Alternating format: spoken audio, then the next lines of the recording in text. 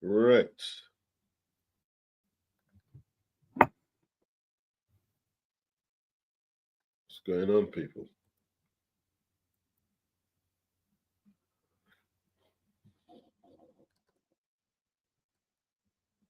Right. Let me get the live feed up.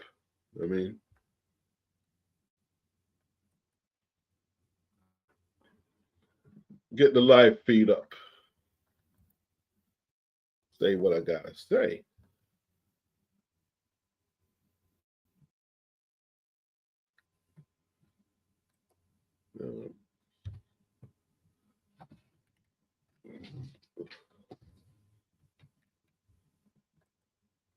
Right. Is that sorted out? Let's have a look.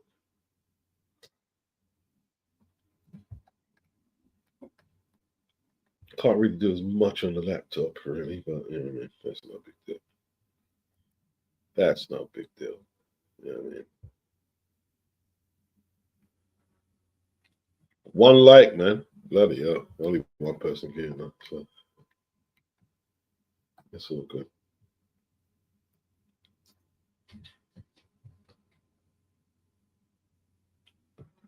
Big up Anthony Mackin. Big up Daniel Cole. Big up the beauty of the pencil. My people in the building. Big yourselves up. Big yourselves up.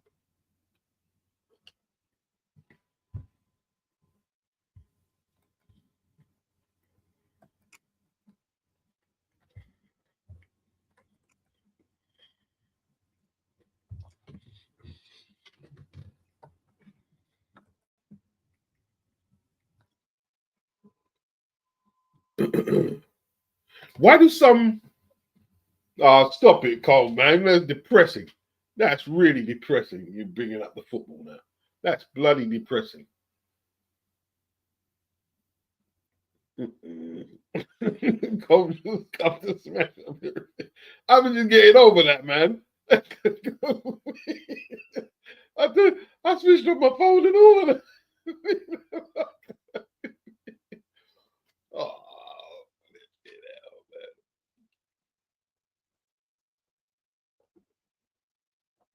all right, fair plays, mate. You beat us. You beat us. You beat us.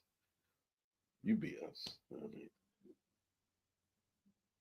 that team's doing my head in, man. That Tottenham team is doing my head in right now, but I tell you, I mean, it's doing my head in.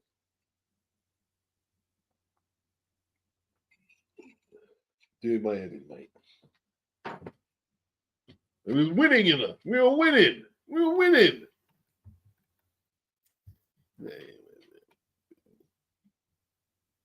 We was winning the game. Man, Psycho. I mean,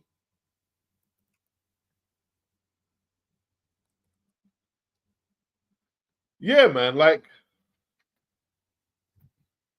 what is up with boxing? Is a great sport, yeah. Boxing is a great sport,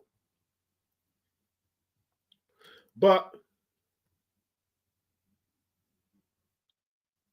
yeah, I mean, Arsenal fans. I mean, taking lumps, taking their shots. You know what I'm saying? Beauty of the pencil and combing his headpiece. I take them shots. Boxing is a great sport, yeah. But boxing isn't this sacred tradition where everything was perfect, you know, like the sanctioning bodies made sure all the contenders got their shots and it was all fair for all fighters, despite what color or ethnicities. Because that's not the sport I know historically. That's not the sport I know. That's not I don't know what sport these hardcore fans are talking about, but that's not the sport I know. The sport I know, right, traditionally hasn't been concerned about fair play. And I'm talking about contemporary history, not even that long back.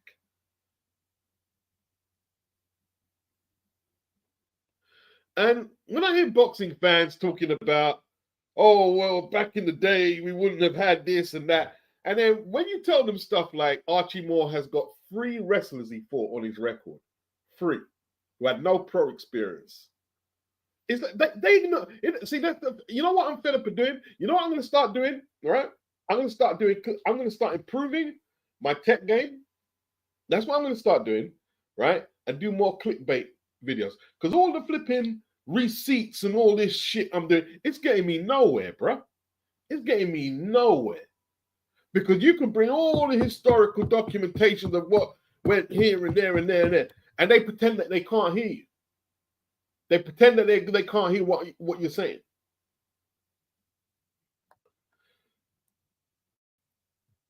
It's weird, man. It's weird.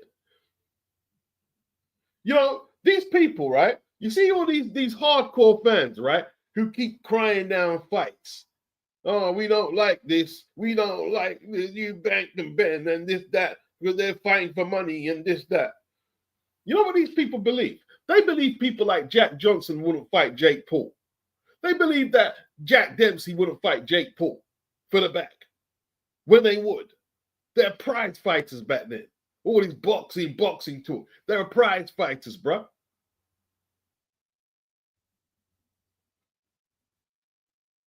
Peter Radmaker, right? Olympic gold medalist. He fought for the world title, heavyweight title, against Floyd Patterson in his debut. His debut.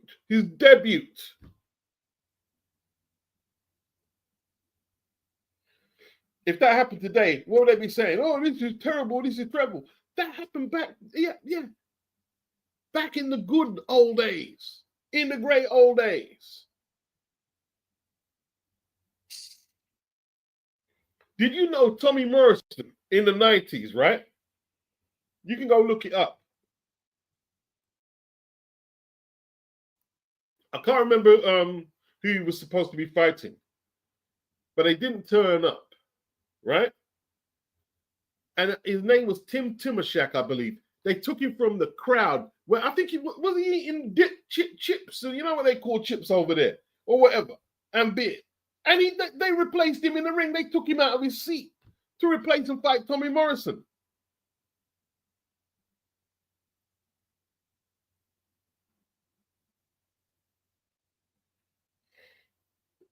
But that's not the sport I listen. I love boxing. I love boxing, but I love it for what it is, not for what.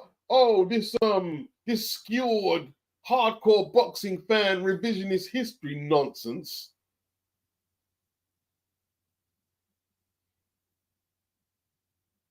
Ben and Eubank is the worst thing for the sport, turning their noses up. This is terrible. It's absolutely dreadful. Really?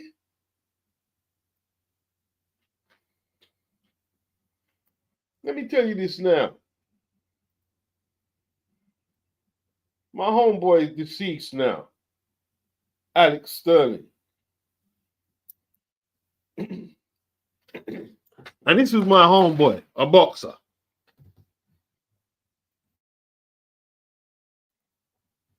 His dad,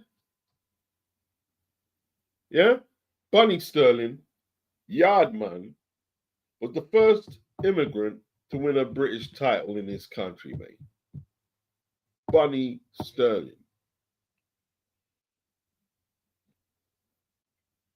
And let me tell you this now, right? He beat Mark Rowe for the British title. They paid him a fraction of what the white British champions would earn, a fraction. The person was so bad that George Francis and Mr. Sterling's team, it's Mr. Sterling to me, they paid him so little, they had to turn down the fights and fight abroad rather than defend their title.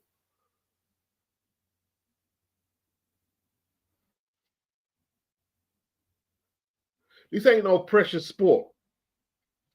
It's not no precious sport, bro. You do what you've got to do. Yes, there's professional pride there. You want to get yourself a bit of a resume and recognition for your skill. but you need to make as much money as possible and get out when time is time. It is what it is. Yeah? All the people crying down Ben versus Eubank. The fighters on the undercard, there's going to be some fighters on the undercard who are never going to get an opportunity like this to earn the type of money they're going to make. They're never going to get it. But yet, you get these pointing their fingers, waving, disapprove. And there's nothing wrong if you don't like it. It's the snobbery. It's the snobbery, man. Like, what is their issue? Exactly. You know what it is? They hate Conor, innit? They hate Conor. They hate Chris as well. They hate Conor and Chris. Oh, you mean you're living off your dad? Living off your dad? I tell you what, right? Let's make any one of us go in the gym and spar 4 rounds with Conor Benn or Chris Eubank. Daniel, that's not true. What you're saying there is not true. Jack Johnson did not avoid Langford. He fought Langford. He fought Langford. He did not avoid Langford. What you're saying there is not true. Yeah? And I know Langford said it himself, but they fooled up Langford, yeah? Because, listen, you know how racist it was back then, right? They didn't want 2 black men fighting for the world title. That's the bottom line. Don't you remember the guy who was in the comment section and he was trying to school me on history and he couldn't believe how much I knew? He thought he had me. He got me on a few questions, right? But I stayed with him all the way. Right? The boxing game is what it is. Yeah? When Jack Johnson was fighting and Sam Langford, they had a colored heavyweight championship as well as the mainstream heavyweight world championship. Right? Let me tell you who avoided Sam Langford. Jack Dempsey avoided Sam Langford. Yeah? People are acting like a black man could promote his own fight in America in the early part of the 1900s. Who was going to promote it? That's crazy. Absolutely crazy, man. Absolutely crazy.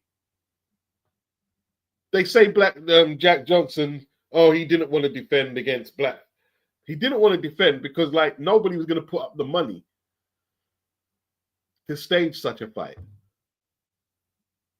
They would don't people remember? This is the era where they had the White Hope. What was the journalist's name? It wasn't Jack London, or was it Jack Britton? One of the two, like Britain or London, right? He invented the phrase White Hope, right? And that's after Jack Johnson beat up the Australian, what's his name here? Not Australian, the Canadian, Burns. He beat up Burns, right? Then they bought Jeffries out of retirement, made him lose all that weight. He beat up Jeffries, and he was the first White Hope. Then you had Fireman Jim Flynn and all them nutters. Yeah. To restore back the pride. But it's weird, man. You see, history's got a habit of doing that, making the victims look like the aggressors. Let's blame the black fighters, right?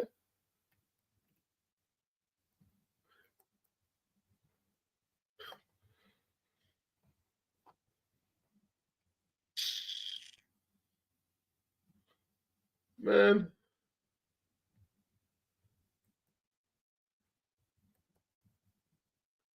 And a lot of people are.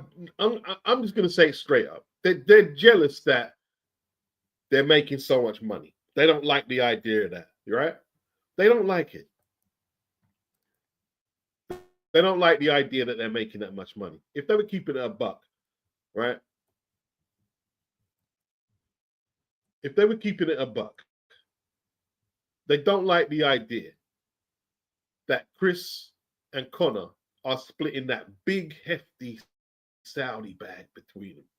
big, huge Saudi bag. You know what I mean?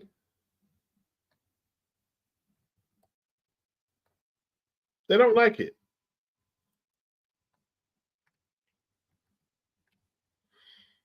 And that's really troubling them.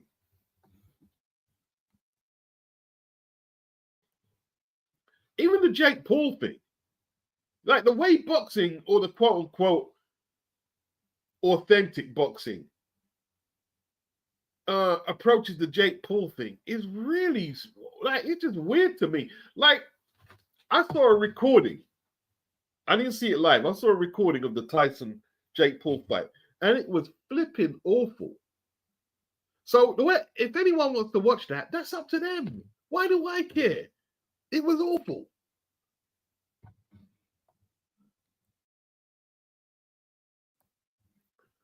I don't care how much he made from is it Netflix? Is he on Netflix or Amazon? I don't care how much he made. Good luck to him. Good luck to him. He didn't make that by accident. He made that because he's a businessman. That's what people don't get. I've heard some people say, if he was black, he couldn't make that money. Is that so? Is that so? Is that so? So how is KSI making so much money out of boxing? How comes he has part share of the Misfits on the Zone? Is that so?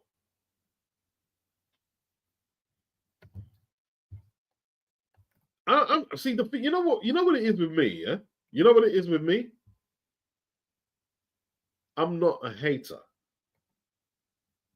I'm not good at, you know something? You know what I'm not good at? I'm not good at being a hater. You know why I'm not good at being a hater? It's because I'm a pragmatist. That's why I look at things for what they are, and I don't take it too personal. A lot of people can't do that. I'm realizing that it's for me, it's a gift. And I'm not trying to brag and sound some brilliant, whatever, but it's a gift I have. I'm able to look at certain things and say, okay, that's how that works. That's how that works. And that's why they're getting X amount of money. Or that's how that failed, and that's how it failed, and that's why it flopped, and that's why it's not relevant no more. I'm able just to look at it for what it is and just, okay, here's what it is.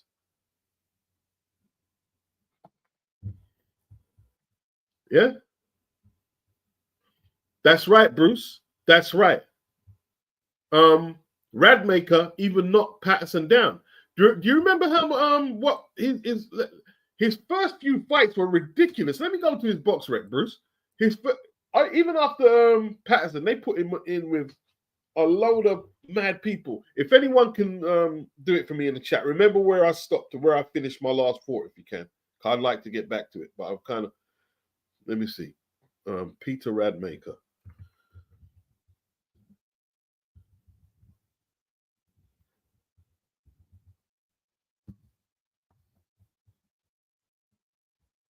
Right.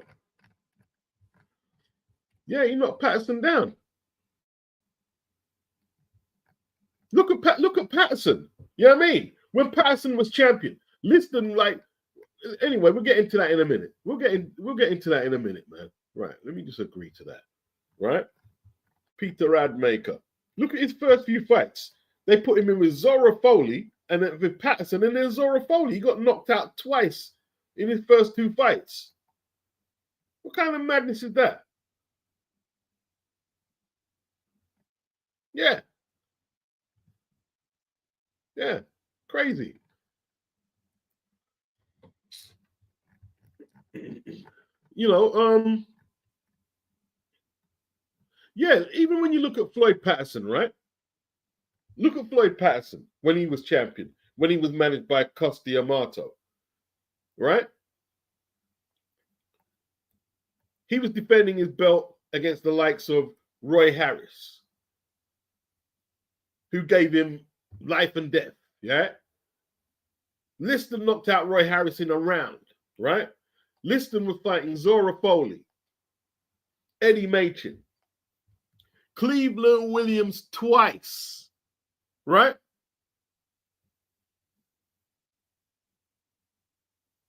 And Patterson was trying to avoid the fight for all he could. Like he like the negotiations that Liston had to go through to get to that title shot, and then they stiffed Liston on the split on the gate.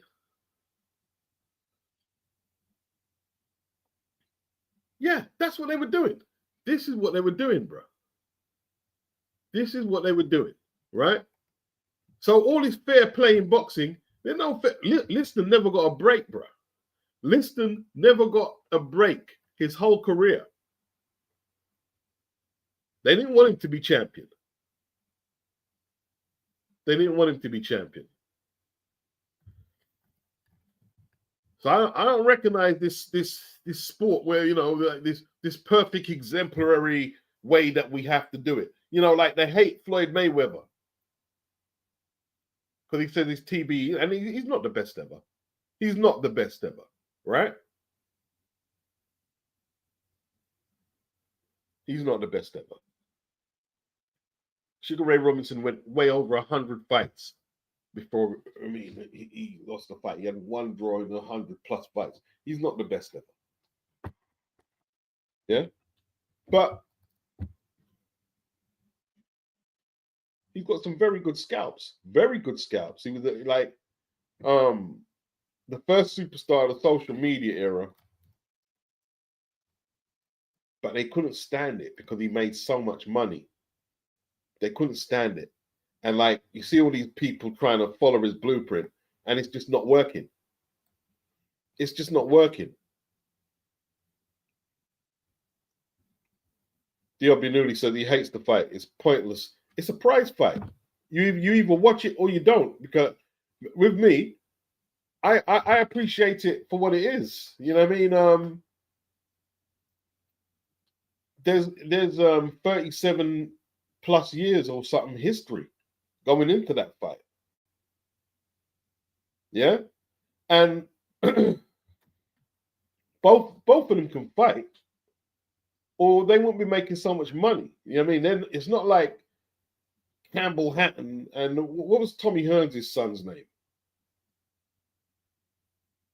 who Erislandy Lara knocked out.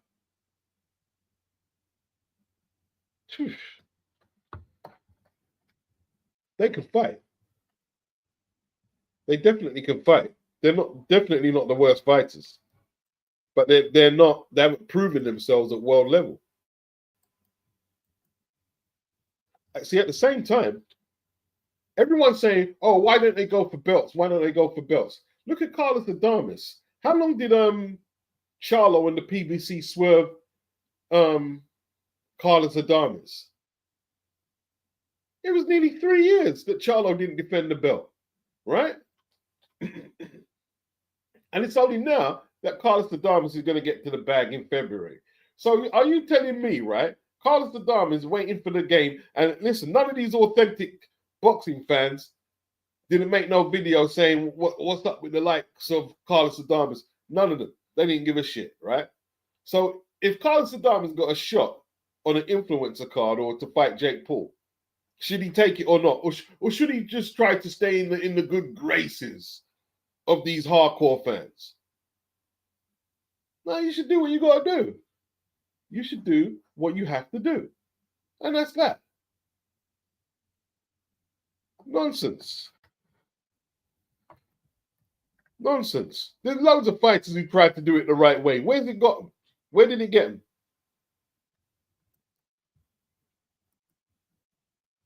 Got them nowhere. It got them nowhere.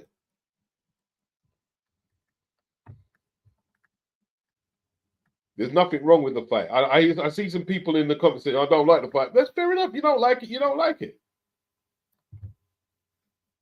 That's fair enough. It doesn't mean that it's less authentic a fight than any other fight. It's a prize fight. There's no belt on the line. They're not stalling anyone from getting a title shot nowhere. Why do people got so much opposition to it? You know what it is? People are just haters. People can't help themselves. They're just haters. They hate seeing people succeed where they can't. They hate it. Most people ain't happy with their daily grind because it's hard out there, especially to get money. People are haters. He agreed to a weight clause because he got the 55%. That's why. Because he got the 55%. So he's going to take the rehydration clause in accordance with the IBF rules and give Conor at least a little leeway. Anthony Mackin says, typical bad mind British people. Yeah, there you go, bro. There you go. Bad mind. There you go. There you go. They can't help themselves. You know what I mean? And it's always been like that, bro, since I was a kid. Bad mind people just can't help themselves. Can't help themselves. You know what I mean? I remember when I was a kid. It's a true story. Another true story, actually. I was about, how old was I? I was about 17. I was about 17. So I had a car. I had a Mini Mayfair, a beige Mini Mayfair. And I had to do what I had to do to get it. And I got the car. So I had a job in a supermarket, a couple miles down the road from where I am. So in the morning, I drove to work, parked up outside the coroner's place, wherever they're doing it. Parked up, going to work, minding my business. This white guy comes out of the coroner's office as I'm walking to where I'm going. Is this your car? Is this your car? I'm looking at him like, what are you asking me that for? Is it your car? Do I have to call the police and this and that? So I'm going to tell him, what the fuck's the matter with you, man? I'm going to work, man. What the fuck's the matter? And I was pissed. And I got to work, right? And there was an older white woman in there. Her name was Pam, right? And she asked, "Oh, what's the matter? You look pissed off. You don't look your usual self." So I told her what happened, right? And she's a stroppy Cockney woman. Right? I told her what happened, and she went, "Right, you're coming with me. Let's go to." And she took me to the coroner's office. She banged up the door. And the guy answered the door. He said, "Why are you asking if it's his car? It's his car. He works for us." And she cursed him. She took him apart. He just looked like an idiot. Idiot.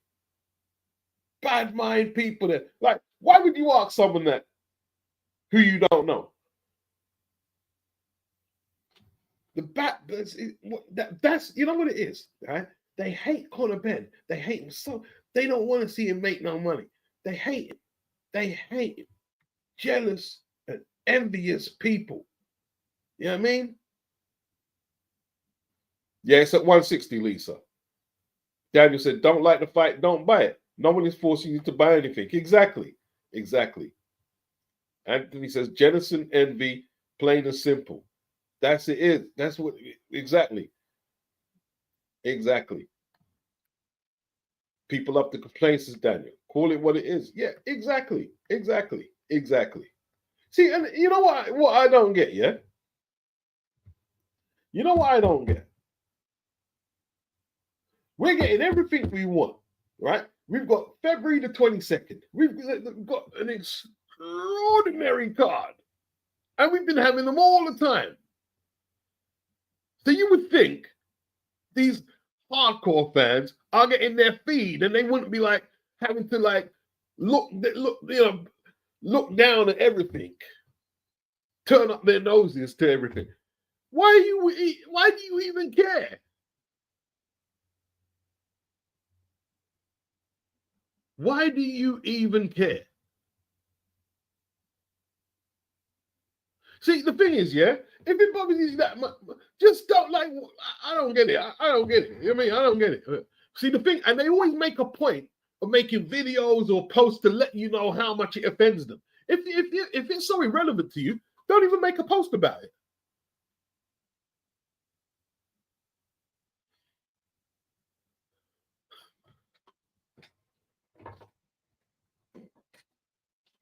Anthony Mackin said, same working class white British people are worse when it comes to jealousy and envy.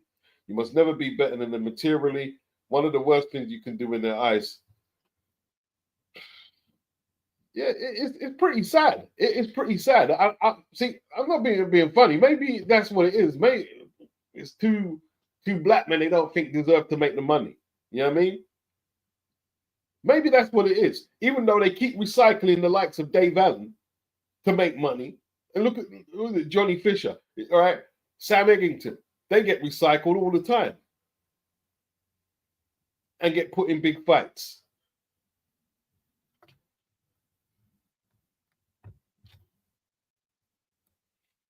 John Jay, it's Conor Benn's attitude people don't like.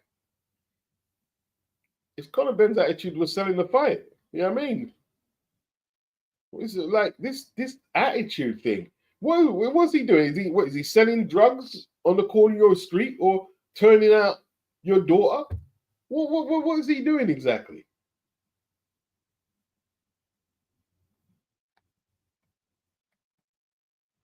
It's his attitude. Weird, man. He's a fighter.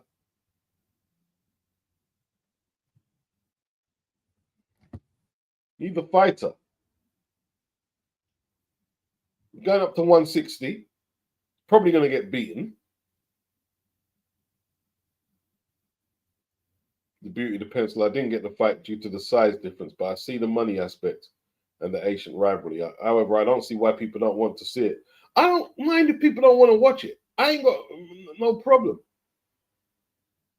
Lisa Bell says, why do they hate him? Is it the popping dirty? They were hating on the fight before he popped in 2022. They were hating before he popped. They were hating before. They were hating before. Daniel says the pundits should be more focused on Fury avoiding AJ. Yeah, all 500 million worth of avoiding AJ. 500 million pounds, you know.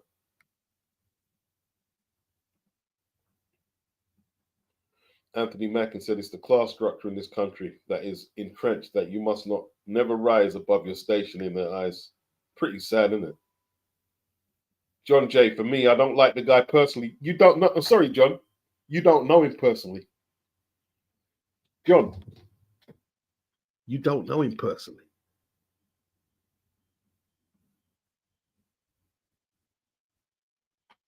I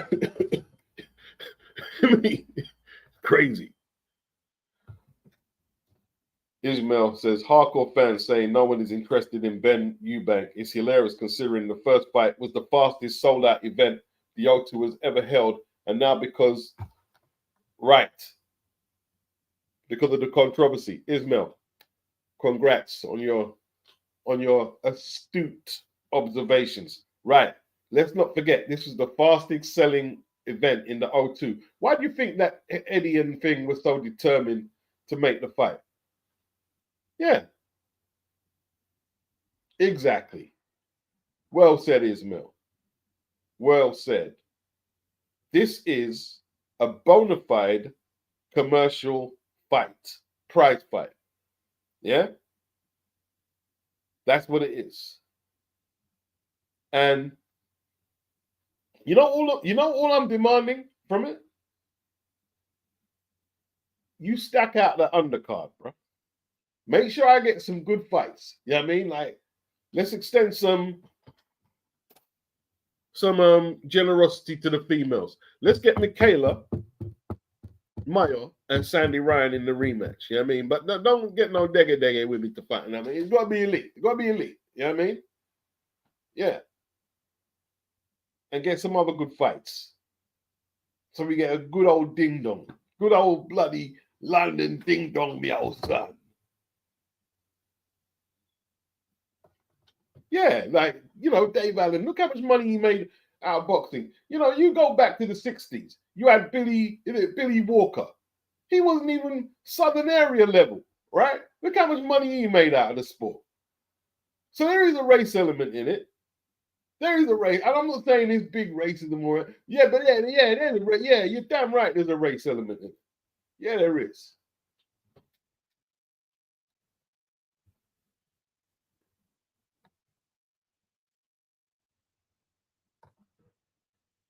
There is a bit of a race element. Gary King, Connor's attitude is that of a professional fighter, confidence personified. That's right. He's confident. He's very aggressive. You saw it with Ryan. He told Ryan, "Don't talk ish in my city," and then he put the arm bar on him. He put yeah. You mean give him a little shove? Yeah, that's Connor. He's full of fire.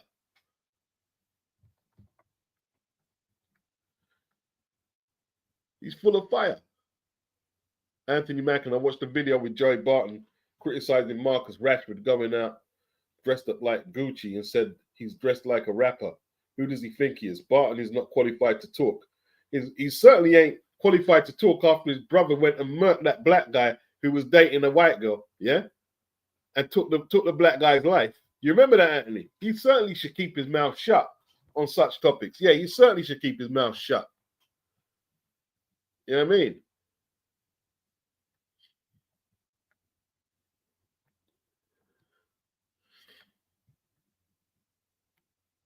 Yeah, but you see, the difference is, John, is Fury's a flipping liar. Fury's a liar. And don't get me wrong, Fury's achieved a lot and he's a good fighter. But he's a liar. And he's dishonest. Gary King. 1/2. Give me what Tyson is on and I'll OD. Right, exactly, Ismail. Simon Jordan talking about he's not interested in Ben and Eubank, but he's been talking about Ben every day for the last 2 years. He doesn't know how stupid he is, you know. He really thinks he's some intellect. He doesn't realize how stupid he is. But then again, he probably don't care. You know what I mean? Like, as long as he's doing what he's got to do, pay his mortgage, he's just going to keep doing what he does. It is what it is. Souza, rumors of Dave Allen versus Johnny Fisher 2 and Ben Whittaker versus Liam Cameron 2 on the undercard. Oh, all right. All right. Dave Allen getting another payday is fine to them beats, but Conor Ben is crossing the line. Yeah, tell me about it, Souza. Veritas, he says, how is Ben's attitude a problem if you have fans supporting open racists and conmen like Fury, Teofimo, and Ryan Garcia out there? Hey, see, this is all true, bro. This is all true. This is everything you guys are saying. You know what I mean? And like, sometimes we got to point out the double standards. Yeah, I mean, I keep hearing, you know, oh, Devin Haney, this, Devin Haney, he's suing it. But Ryan Garcia seems to be getting a pass for all what he did. Devin's the one in the wrong for suing, but Ryan, you know, got invited to the big ball the other day. It's weird. It is weird. It is weird. Yeah. Crazy.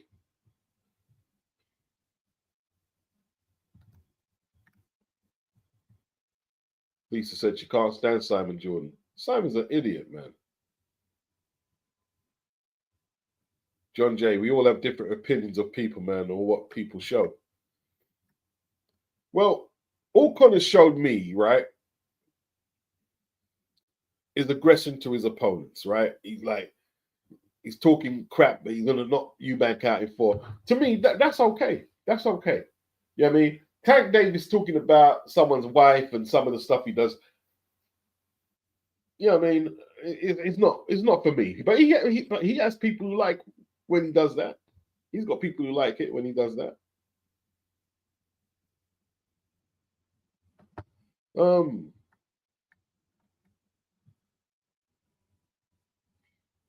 John J, what about White? He didn't get much backlash for his third pop.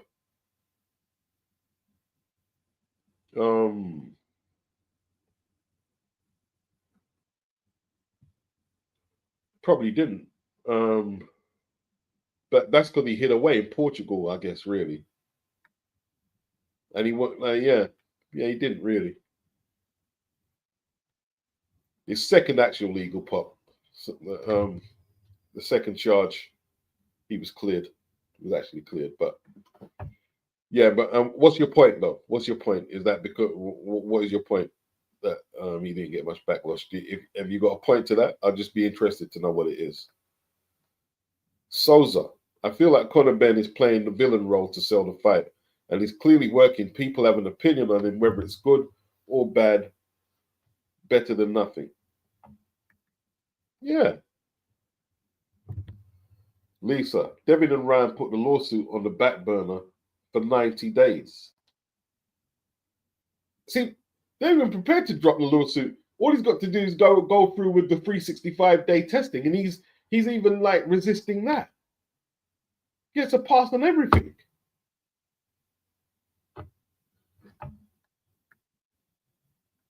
Big up, Shaq. Big up yourself. Yes. S.A. White wasn't around to get backlash, disappeared. Yeah, he just disappeared. He just went missing. You know.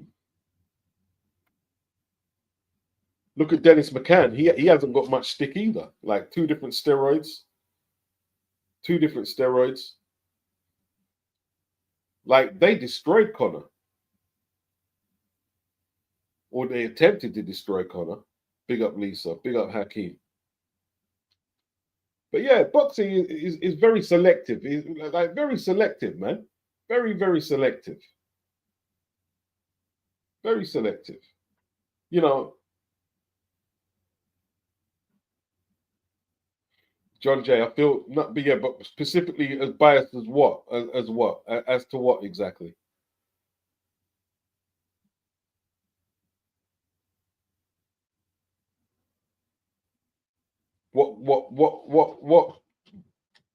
What bias isn't there?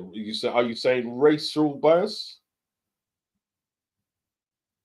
Anthony Mackin says the backlash against Dylan is that he has been frozen out of the big Saudi cards and will be for a considerable time. He is persona non grata now. Yeah. Like his time's done now, man. I think nobody expected him to beat Joshua either. Um,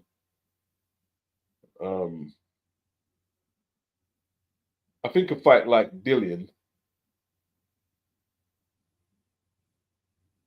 against Joshua is just a Joshua show. Joshua, I think, whoa, my lord. Joshua like carrying the burden of selling that show. You know what I mean? I think so. Maybe because he wasn't as popular at that time, John. But yo, you could be right. You could be right, man. You could be right. You could be right. You could be right. All I know is they don't want Conor and Chris to get that back. They don't want them to get it. They don't want to see them make that money. You know what I mean? And I'm not backing down that white fighters traditionally and even to that like they get a pass on a lot more stuff, man. You know what I mean? That's definitely true. I'm not backing down on that. I'm not backing down on that. Ishmael, Dennis McCann had the worst in his anabolic steroids, meaning it was injected, not a peak from Simon Jordan. Yeah. Boy, imagine if that was Conor.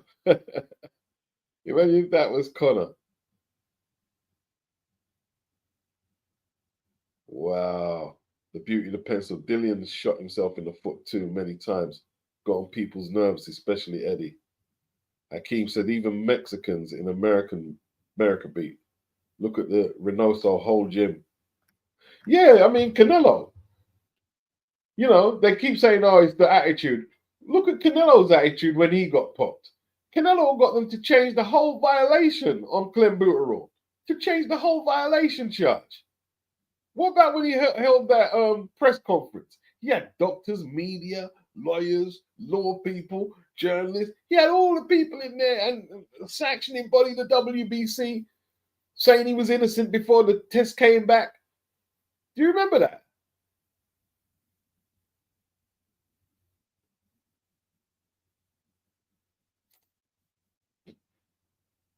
It is what it is, man. Oh, it's different now, John. Canelo runs the show, though. We saw. Oh, he runs the show, though. It's different, yeah, John, for Canelo. It's different, yeah.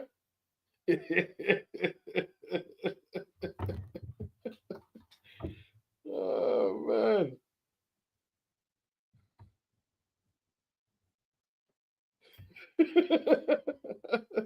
John, so good, John.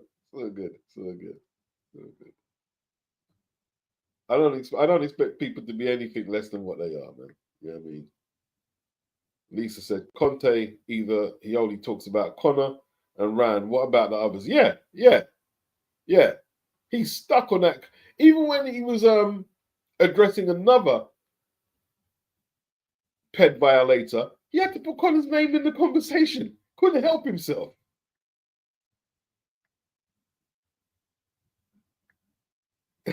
Big up Ismail. The beauty of the pencil. Canelo, talk about privilege and entitlement. S.A. Double standards. Hakeem, some people would bend over backwards to deny racism exists. Yeah, well, that's how it perpetuates itself. You know what I mean? Jonathan Dixon, I've watched boxing my whole life. Everything I can get my hands on, including Beats Channel, but I would never call myself a hardcore fan because there is nothing hardcore about spectating. It's a good point, you know. That's a good point. Very good point. That's a very good point. That's a good point. If you ain't taking no punches in your face, how hardcore can you be, really? Yeah. Hakeem, even when it's not blatant, just inherent biased attitudes. Toro TV. He said there has never been a situation in boxing history where two fighters had a fierce rivalry and their sons later carried on that rivalry in the ring. This is a historic moment for the sport. Big up. Big up Beats. I like the way you put that, man, Toro. I like the way you addressed it. Let me read that again. There's never been a situation in boxing history where two fighters had a fierce rivalry and their sons later carried on that rivalry in the ring. This is a historic moment for the sport. Big up Beats. See, what people don't realize that, although I was trying to work out the timeline with Chris, he said he remembers his dad coming back beat up from the first fight he had with Nigel. But I was working. Was you even born, or was you too young to remember that? But there's definitely, you know, a genuine beef. Even though him and Senior and Nigel do tours and do stuff, there's their rivalry was hostile. It was hostile, and these two have inherited the beef. No matter what people say about, oh, they're living off their father's name, this is genuine dislike. That's not this ain't fabricated. It's not fabricated one bit. This ain't fabricated. Gary King, the clenbuterol issue was the reason why Canelo relocated to San Diego. Yep.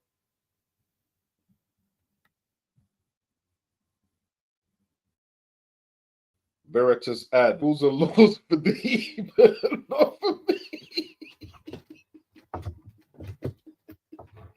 Oh shit, I love that one as well. Woo. BG said Queensbury boxers don't get heat like Matchroom. If Dennis McCann, see, that's the thing. It's not all race, right? Some things, I don't know what it is.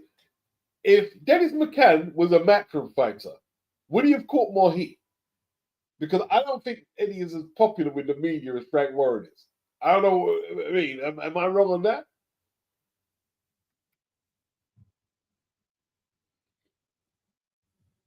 Wow.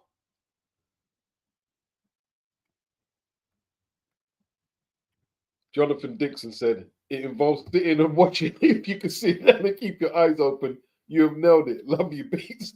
It's true. It is true. And you know what it is, yeah? The hardcore fans are very pretentious. Very pretentious.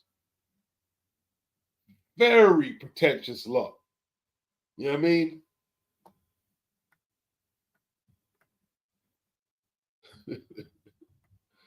Crazy. Yeah, it don't seem possible. The first fight was in 89. Chris is about 35. He don't remember his dad coming and beat up. He don't remember that. Yeah. He's probably just born.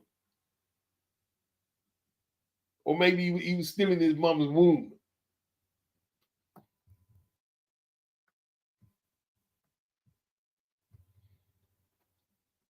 Anthony said at Beats, this is why your platform is needed to bring to these issues, because you can't trust others with the veracity on these issues. It's like trusting a fox to be civil in a chicken coop. Hey, listen, man. I just try and call it down the line. That's all I do. I just try and call it down the line, yeah? Like, you wouldn't get much Tyson Fury fans or Wilder fans ever say that Wilder or Fury dodged the fight. But, you mean, AJ dodged Daniel. Yeah, he dodged it. You know what I mean? Just call it down the line. Call it down the line all the time. And just leave it there. You know what I mean? Beauty of the pencil. The rivalry was fierce. It was fierce, man. It was fierce. It was fierce. Ishmael says they know Frank Warren will sue their ass, so they play it safe. Yeah. Jamie Williams, the first sons to continue their father's beef in boxing for sure. Did the daughters do it with Layla and Ali? Oh, yeah. Was it Jackie Frazier? Or am I tripping? I think they did. I think they did. I think they did. I wonder if it's happened before again as well. I think they did. Big up Jamie Williams. Big up, big up. Lisa Bells. That's why I love your channel, Beats. You have a wealth of knowledge to draw on. Much appreciated, Lisa. Much appreciated. Much appreciated. Souza. Fish Eyes is undefeated in the court, so they know not even to try and mention his fighters when they pop. Yeah, man. Like, Fish Eyes is no joke, man. You know what I mean? John Jay. There's a lot of elements to it all. Money, pulling power, popularity. Yeah, there are a lot of elements. And race is one of them, John. Yeah? Race is... And I'm not saying it's all one-sided, yeah? Because you can get elements of black fans who are very prejudiced, right? So I'm not going to say... I'm not saying it's all one way. I'm not saying it's all one way. Like the Wilder fans used to make ridiculous claims on things pertaining to race. But we've got to call it. We've got to call certain things. Certain things need to be called. You know what I mean? Tom said, I personally do hate him. Yeah, that's what Nigel said to Chris Sr. He said, I personally do hate him. Chris said, I don't hate him. I just want his belt. Just want the belt. And you could feel the tension in the thing. You can feel the tension. You know what I mean? Like, I tell you what, I didn't get the whole of the... It's a shame, you know. Because I spoke to Ambrose Mendy a long time. I got a little interview on the channel with him. But I didn't manage to record it all. You know what I mean? Man. Yeah. Serious rivalry. Serious rivalry. And it's like that energy just transferred into this one now. And especially, see them, the two of them themselves, they got the history of the fight being postponed. It's going to be bad-tempered, man. It's going to be a very bad-tempered fight. And, right, see, the thing is, yeah, people are saying, oh, what's the point of a middleweight fighting a welterweight? Right now, that's irrelevant. But, you know, boxing relies on certain triggers. Yeah, you know what really makes a fight popular for the fans is the trigger factor. And they really dislike Conor Benn, right? That's the thing, right? So it's not a case people turning up because they love Conor Benn. People want to see Conor get humiliated. So all these people saying they're not interested in the fight. If Conor Benn gets humiliated, they're going to love every minute of it. But they say, oh, I don't really care about it. But deep down, they want to see Conor take this hiding. So they're hypocrites. They are hypocrites. They are bona fide hypocrites. They are hypocrites. You know what I mean? BG said, Bricktop don't play with the media. Hakeem says, usually hardcore fans are the least athletic guys around. They never play any sport at a decent level, so they live vicariously through the guys laughing out loud. They are nerds. Damn. Souza, do you remember the build-up to the Nigel Benn versus Eubank fight, Beats? What was your thoughts? Who did you want to win? And did you have a favorite? Oh.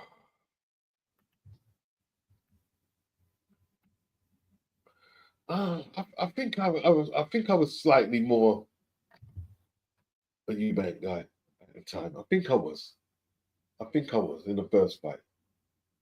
I was probably more neutral in the second. You know what I mean?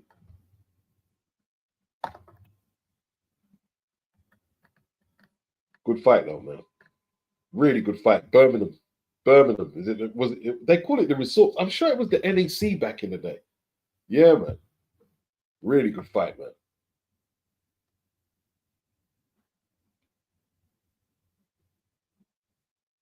John J. Like Dave Allen made 12K to fight Dillian. Boxing is just not a fair business. Hey, 12K is not the worst purse, bro. Not the worst purse. It's not a great purse either. Not the worst purse. There's boxers make a lot less than that, John. I'll tell you that now.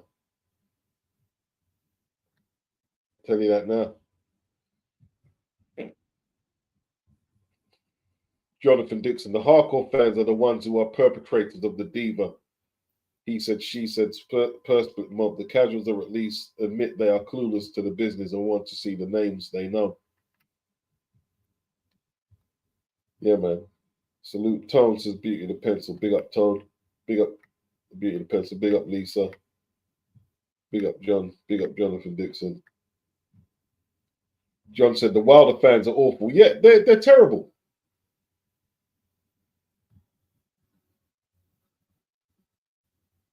Jonathan Dixon, what are you thinking of Redman's new drop? Talking beats for a minute. I haven't got the Muddy Waters project yet.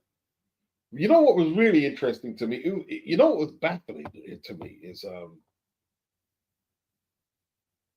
imagine of all the rappers, and I'm talking all of them, right?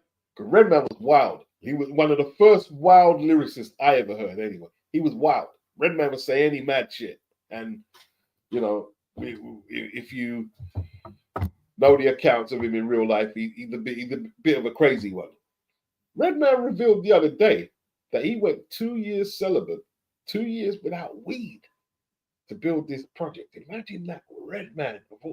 But it just shows you, man, if you live long enough, you will see growth in those you didn't expect to see growth in.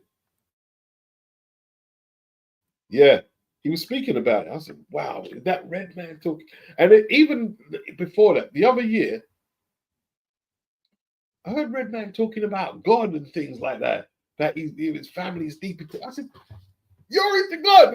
Yeah, but it's wow. This is what I'm saying. You don't really know people. You never really know people. You know their work. You know their artist persona. That's what you know, but you don't really know.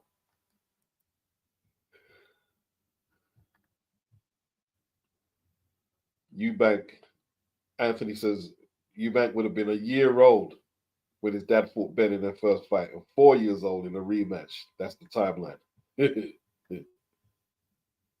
And listen, Cena didn't take no damage in the second fight, really. So he's talking about the first fight. You know what I mean?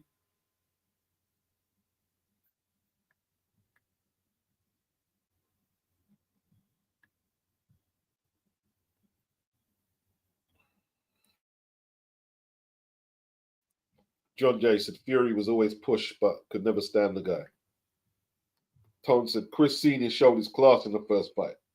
Nigel his shortcomings. Good fight while it lasted. Yeah, it was savage, man. It was savage, man. Like that uppercut. What Nigel threw on Chris. You can see Chris was trying to see if his tongue was still in his mouth because it hit him hard, man. And he clenched his tongue with his teeth when it hit him. Mouth was bloodied up, man. Mad fight. And then body shots that Nigel threw.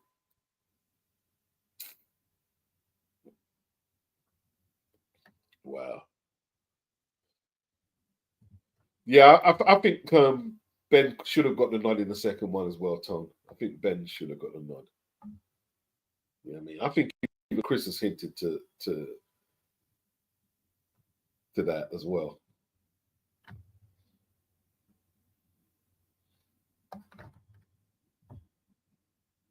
BG, you were the Peckham man all the way. Baby, you back in it. You back in the Peckham connection, yeah.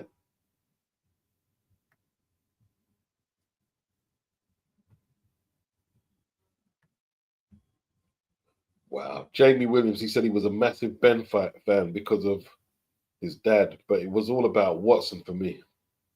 After I've seen a few fights, I was extremely lucky to get into boxing during the golden age of British middleweights. Yeah, Michael Watson, man. Big up Michael.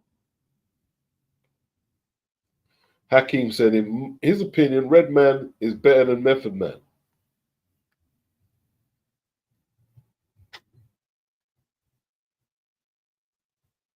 Well, there ain't too much MC better than Redman, so I can't really like dispute what you said. John J. Eubank had the best chin. He had a great chin, didn't he? He really had a serious chin. Remember he fought Carl Thompson, bro? Flipping hell. Eubank was a tough dude, man.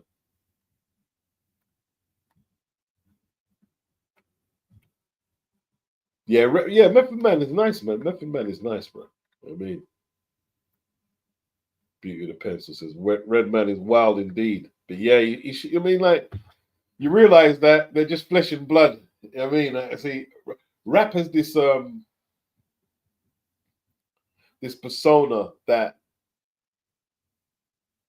could often make you think that the rappers are superhuman and they don't go through the same stuff that you and I do, but they do. They do. They do.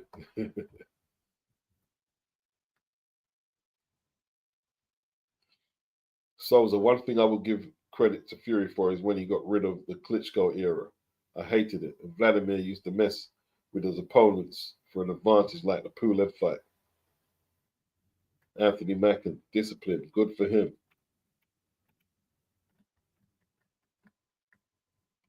Uh, Jonathan, I want to see this fight growing up. I want. I went to see. Okay, you were the Ben guy. Your dad was Eubank. We were looking forward to seeing the lads go at it the same week the fight was cancelled. My dad got oh man. Sorry to hear that, bro. I know what that C word is like. You know what I mean? When it happens to family members, bro. I know what it's like, man.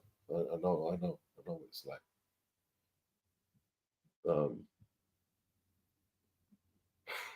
It's crazy.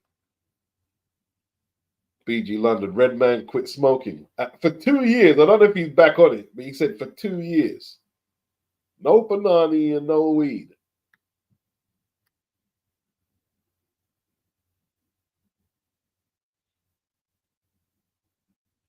Yeah. Yeah. Your painting doesn't always need to be a portrait in regards to your Redman comment. Yeah, that's right. That's right. BG London. Ben wanted to win badly. That hurt the brother bad. Yeah, it did. But Ben was on a roll, man. He just come off knocking out Iran Barkley and Doug DeWitt. He was on a roll.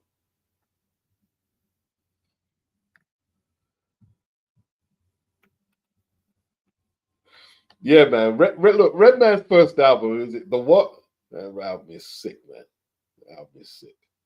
Way ahead of his time. Just way ahead of his time, man. You know what I mean?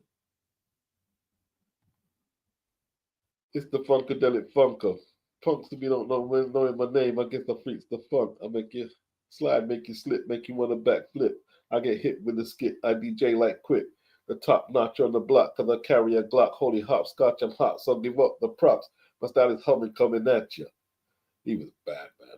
I don't know what it was about him, man. He was just bad. He was just sick, man. Just sick with it. You see people like Redman, yeah? They have to work on their craft, but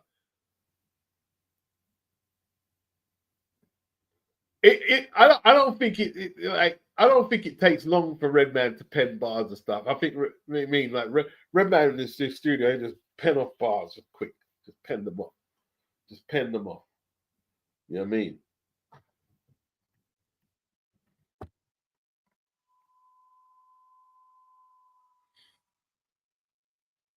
Yeah. See, the thing is, like Meth's first album is bad, man.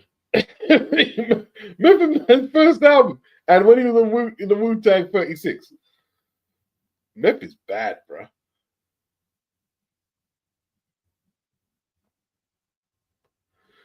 Yeah. Ray and Ghost, they're cool, Hacky, but sometimes they mean, I don't know. ODB, I mean, Tonga ODB. Yeah.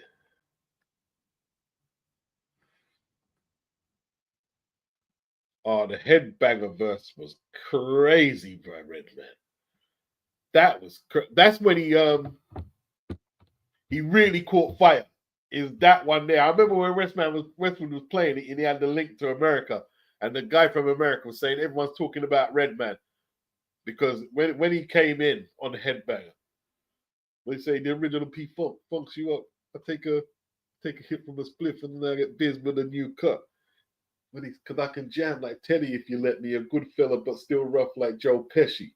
He just like, and he done, well, you know what it was? Remember he done the cerebral palsy bit in the lyric? Like, when he said, how did he say it?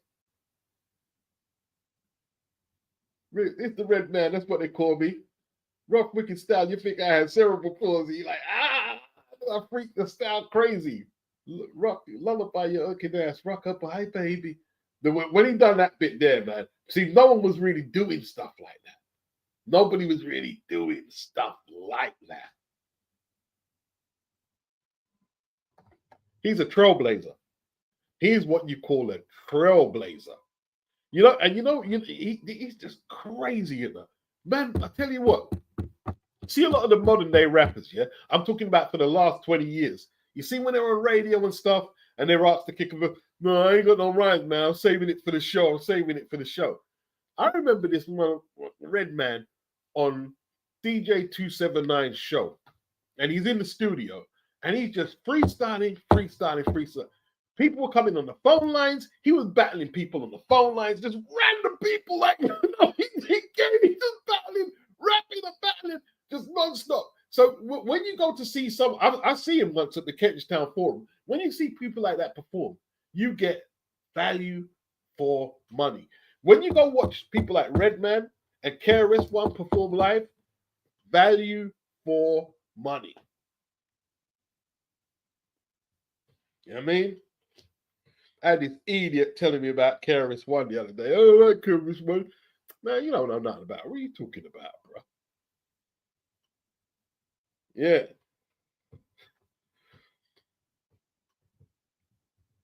Jonathan Dixon, beat spit in the red. Time for some action. You just made my night, fam. Mad love. Yeah, man. Redman is just crazy, man. Crazy. Yeah, RZA's beats were bad, man. See what it was, right? RZA was he was in his crate, man. He was in his crate. You know what I'm saying? His crate was nice. That 36 chambers, man. I remember the first time I heard "Can It Be All So Simple?" I said, "Whoa, that's bad, man." Like flipping out. Wow. Yeah, RZA was bad, man. RZA was definitely a bad beat maker, bro. You know what I mean? Oh yeah, with Ray and Ghost Marks. You know what it is, yeah? You know with Ray and Ghost, they're really good, right? But sometimes they say stuff like, I'm not sure about like some of the lyrics were just, I don't know, man. I don't know. They were good though. They were good. But I'm sure something like, man, I don't know. I don't know.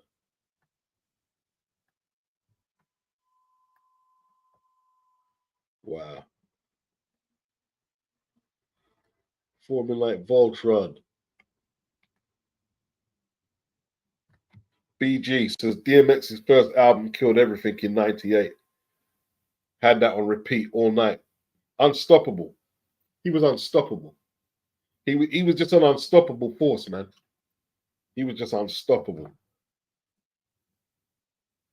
But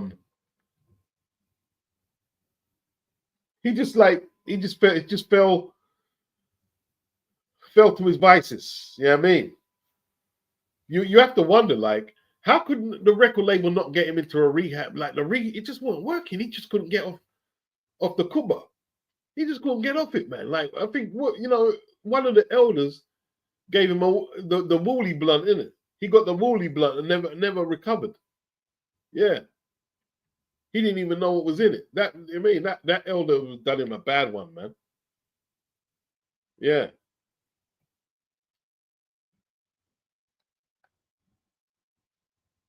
Lisa Bell's not liking KRS One is not liking hip hop, in my opinion. Yep. Yep. Hakeem says Jersey MCs are different. Red and Tretch. Yep.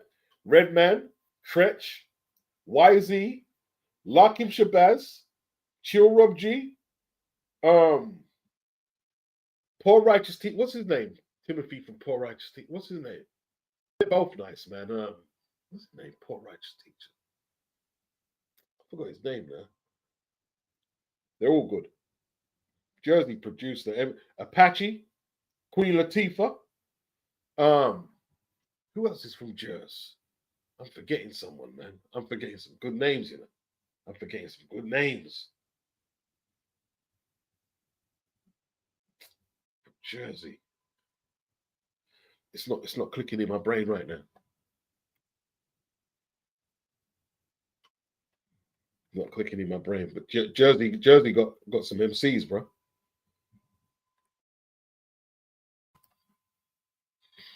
Jonathan said, big up KRS One. Tone said, favorite KRS One BDP tunes. Still number one. That was just great. Still number one is just like, wow.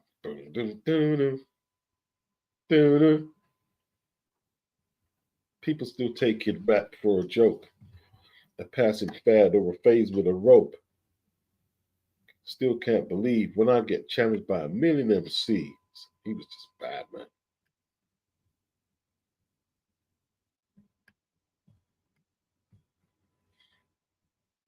Hakeem, he liked Juice Crew, so KRS One was the ups. Wow. I see MC Shan, is it Shan? Banging on Pete Rock, bro, about what bit of the record did he sample? I haven't even heard it. He's going crazy.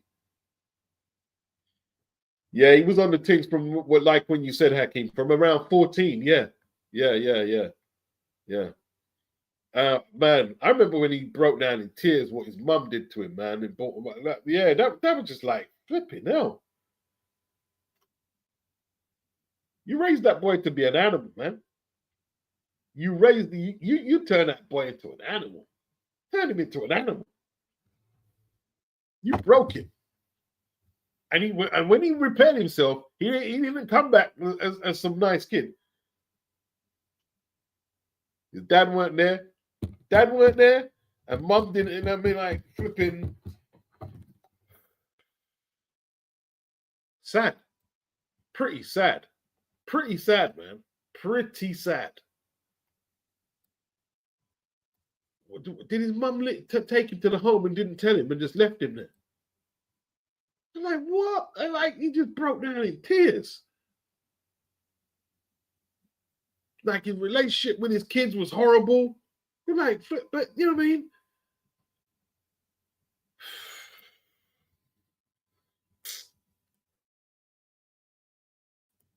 The beauty of the pencil. Keras one is on a different lane. I must say that one feels blessed to have expressed all these rappers in their days and prime. Tell you what, man. I try not to knock the modern day rappers, but like, I mean, and I accept I'm an older man, so I probably, you know what I mean, not catching on the way that, you know what I mean, that their age group is catching on. It just seems just seems so different. Seems so different, man. And you know what it is as well? It's not just this generation, to be honest, to be fair. It's the whole process of absorbing music. You know what I mean? Like I went over it before, man. Like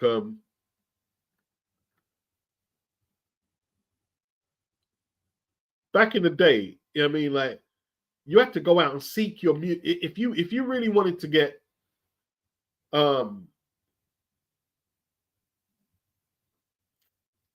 to get like an extensive knowledge of music, you had to go out and buy music, man. And go to the shop and, you know what I mean, even do swaps with your brethrens or something like that. Bring a tape recorder to your brethrens. If he's got something, you tape something for him, he can come around and take yours, go shop. You don't get that, no. It's all, you see what it is. You see when it's all force fed to you. Sometimes you like you take it for granted a little. Yeah. You take it for granted, man. Which is sad. That is sad. It's pretty sad.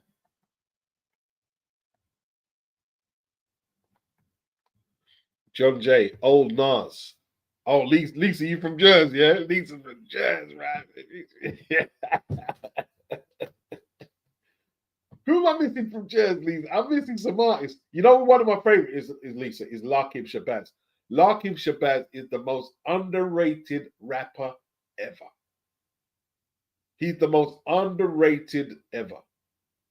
You know what I mean? He's got one song. One of my favorite rap songs is No Justice.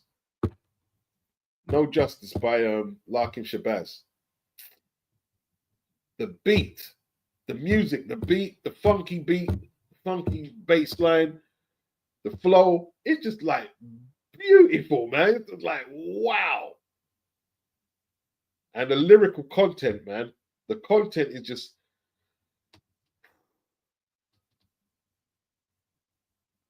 I don't know, man. I don't know. I don't think you can put, you know, like you can't put the genie back in the bottle, I guess. But there was a different feeling to listening to a lot of raps back then. Back then, you listen to a rap and it's just like, it was like you come out of a classroom. It's like you come out of a classroom, literally. You know what I mean? Crazy. You don't. Do you get? All right. I might just being an old man, but do you get that out of music these days? That you listen to a rap tune and feel like you've come out of a classroom? 'Cause I don't hear that. Lauryn Hill, yeah, Lauryn Hill, yeah, Lauryn Hill, back. Lauryn Hill, love Lauryn Hill. Yeah, just Lauryn was bad. Fugees were bad. Lauryn was bad. Lauryn was bad.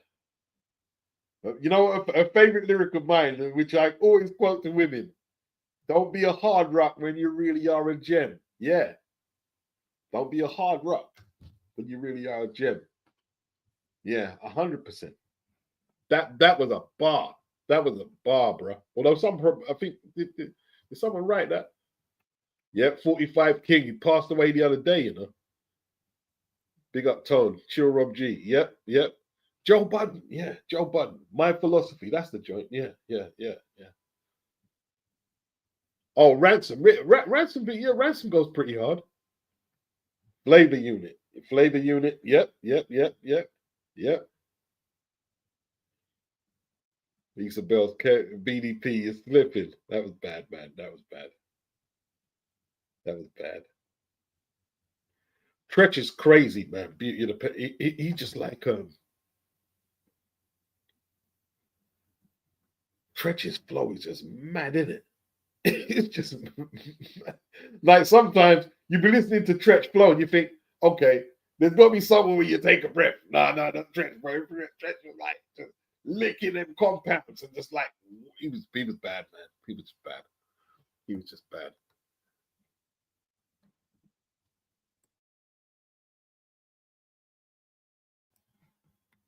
Yeah, you see, that's the art form, right? I think you hit it on the button there, Marks, about Ray and Ghost. They were prone to talking a bit of ish, but they made it sound good. That's an art. Yes, it is. Yes, it is. Yes, it is. Yes, it is. You know what I mean? Because what did he say? What did Ghost case? The only kid I hold wait for in the sky blue belly kid. And I was saying to my friend, yo, remind him, what did he say? What are you doing? But like you say, he made it sound good. He made it sound good. And he even said it before. He said, we just be saying fly shit and it sounds good. He said it himself. Ghostface said it himself. He said it himself.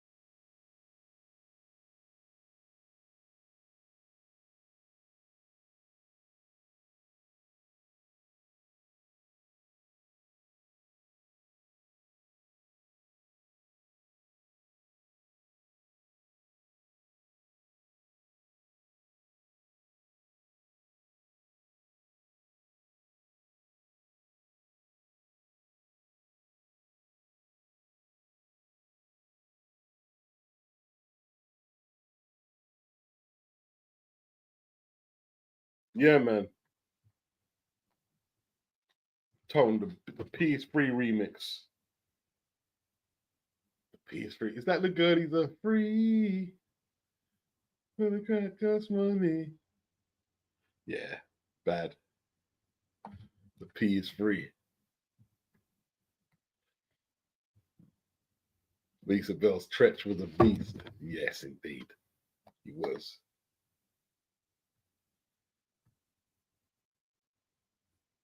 Oh, you lived in BK too? Like, Lisa got it all popping, man.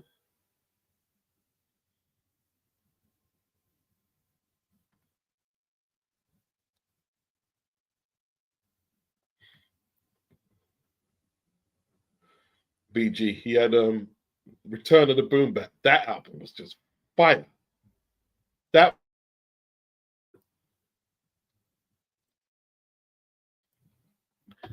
there was great songs on there. But one of my favorite songs was the Higher Learning.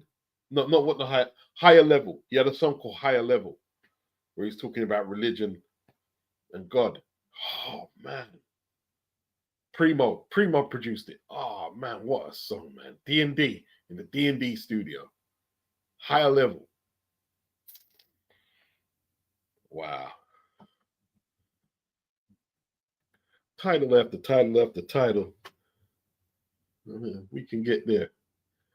Rip the title off the front of the Bible. God don't live there. Too many inconsistencies. Oh, man. Oh man, he was just bad. He was bad. He was bad. He was just bad. He was bad. You can't think. There's no real lyric that KRS-One dropped that he didn't drop some kind of science on it. There's not one. Let me just get this tea guy people back in a second.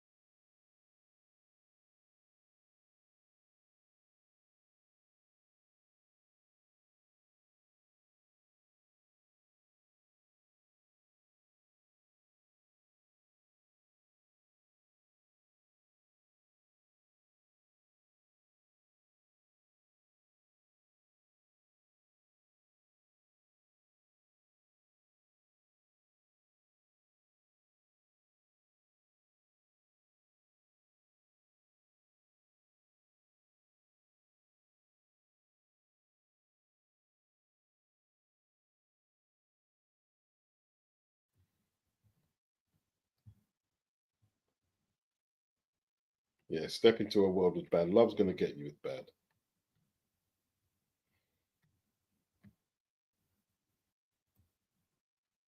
John Jay, Ghost Poet was good about a decade ago. Some people just grew up in the Napster generation, bro. I used to work weekends with my brother on roofs from a 10-year-old boy to pay for Timbies and CDs. Yeah. Yeah. Pure Righteousness, Lakim Shabazz. That's my joint, man. It's my joint. Big Uptone. That's my joint, man. That's the yellow. That's good. That's the yellow cover. I remember. Bad. Hakeem, he liked the Oakland area rappers. They were unique. E42 Short, Mac Dre, City Cell, Spice One. The only where was Souls from Mischief from? I don't like. You see all them rappers you named there. I'm not E40, man. I can't do E40, bro. I can't do E40, bro. Seriously. You know, E40 is one of them guys I tried to force myself to like. And Mac Dre, Too Short. Too Short's got some good tunes, to be honest, but City Cell, Spice One. Oh, it's all right. It's all right. It's all right. It's all right. It's all right. It's all right. Rod Digger. Yes. Young Z. Outsiders, Lisa. The Outsiders from Jersey. Young Z. Pace One. Yes. Who else is in there? You got Rod Digger. Young Z. Pace One. Outsiders are bad, man. Marks rap used to hit the soul. Yes, it did. Yes, it did. Beauty and the Pencil. You don't get that these days, Beats. Unfortunately, not. It's the corporate influence, isn't it? It's just and I tell you what, you know, because I make beats and stuff. You know what my brother was saying, like and he warned me about it. He told me, I mean, you forgot I warned you about this, isn't it? You see, since they took the analog signal off the TV and all that, and like it's all digital. That's where a lot of the soul has gone. You see, who made that comment? Rap used to hit the soul. That's what he said. You see take away the analog element. You take that away. Oh yeah, yeah, yeah. You take away the analog, and don't get me wrong, like the computer based software and stuff is brilliant. It is brilliant. But analog is analog. Analog has got that warmth. It's got that ambiance. I think the word is I'm looking for. My favorite female rapper, Marks. Oh, I don't like doing favorites like that. Because sometimes it might be Rod Digger, sometimes it might be Rage, sometimes probably see when I was listening to MC Light and Cha Cha Cha the other day, I just had it on repeat, bro. Had it on repeat. Antoinette, they're all good, man. Lauryn Hill's really good. Lauryn Hill, bad, man. Bahamadia, she got bars. Lisa Bells. This is from he's from Albee Square, isn't it? This Marquis from Jersey. Damn. Hey, Biz is dread though, man. Biz is dread. Biz is the best, man. Biz is just the best. Biz is beat. You know what it is, right? You have to watch it live. It's facial expressions when he used to beatbox and rap. It's just like see him, born entertainer, a born entertainer. Biz Marquis, born entertainer.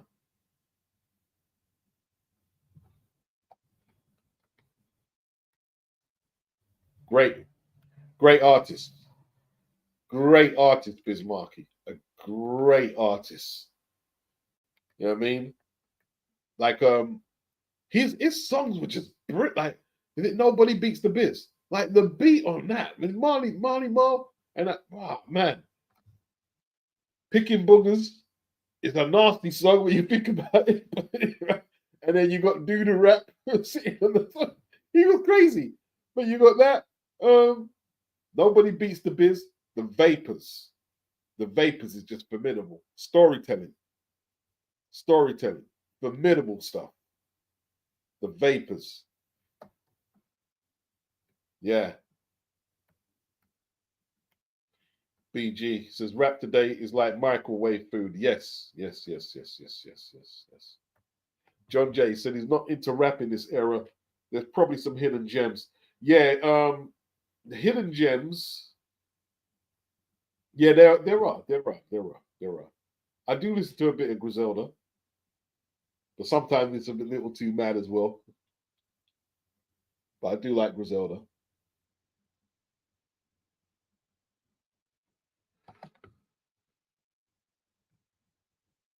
John Jay, same with films.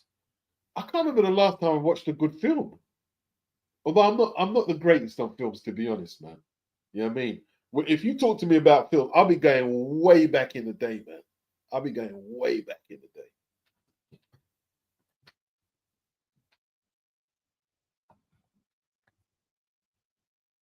Lords of the Underground. Big up Lisa. Funky Man and Do It All. Oh man. With all that, I wasn't too impressed. He wanted to fight me, innit? Yeah. I don't know if he wanted to fight me, but yeah, I remember that. That was eyeing me up, man. Like, I don't know. He had a beef with someone. I don't know why he was looking at me like that. I wasn't involved in it. Marks, he saw Tretch live years ago, and he wasn't pissing about. Held his flows live. Amazing breath control. Yeah, crazy breath control. Absolutely crazy. Absolutely crazy. And you see, like when he came, see the thing. What people don't realize, yeah. What was the first album? 1990 or something? I can't remember what it was titled. They had an album out before that. They was called. What was they called before? But they were called. Is it the new something? Not the new sound. Oh, I can't remember what it was called. They had an album out before and it flopped, and it wasn't that good. It wasn't that good either. But it wasn't released properly. It didn't have a proper release date. So they managed to like go on Tommy Boy. And this time around, the beats were on point. Tretch stepped up. Bad. Like that first album, man. OPP. What was the one? Everything's gonna be the ghetto. The ghetto BASTARD. Is that what it's called? OPP, ghetto, whatever. What other songs were on it? That song with Apache and Larkin. 1 2 3, 1 2 3. That was just bad, man. That was just bad. What other songs were on it? Yoke the Joker, Pin the Tail on the Donkey. I'm gonna take it to your face. Was that on the first album or the second one? They were bad, man. Supergroup. They was a supergroup. They was a supergroup. You know what I mean? But you know what it was, yeah? Their choruses was constructed very well, very melodic, and they always had them piano riffs in them songs, and they were very well produced. It was like, yeah, they were really good. Naughty by Nature had their own lane. The Brat, the Rat-a-tat-tat. Yeah, Brat had some good songs, man. Brat had some good songs. Jonathan Dixon, great storytellers are underrated in hip hop. Ghost of Slick Rick, two of a few. Nas always got props, but more a pop culture thing. I tell you who was very good on stories. It's K Solo. K Solo was really good.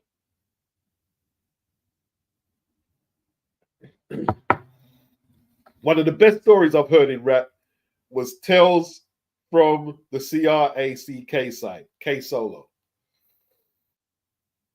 Wow. Yeah, the Brat was good. The Brat was good. The Brat was good. She was good. She was very good.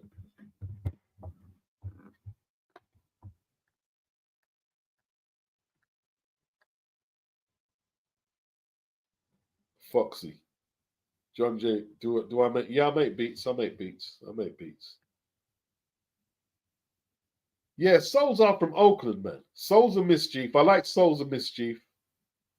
E40. I'm not too You know, where's Paris from? Is Paris from? I love Paris. Paris is bad. Paris is just bad, bro. You know what I mean? Who's Dusted? Who's this group here, Hakeem? Dusted and Disgusted. Who are they?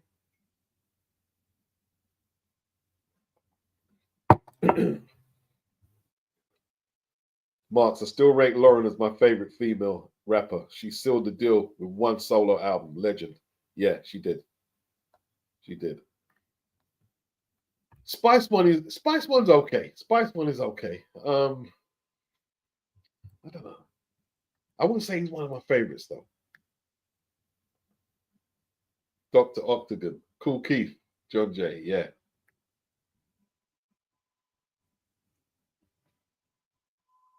Hakeem, you said beats. I know you're an East Coast boom bap guy. No, that's not strictly true. I like stuff out of there, like Souls of Mischief, Hieroglyphics, and who was the other one? It was Souls of Mystery, Hieroglyphics. And who was the crew Casual was in? Hieroglyphics, Souls of Mischief.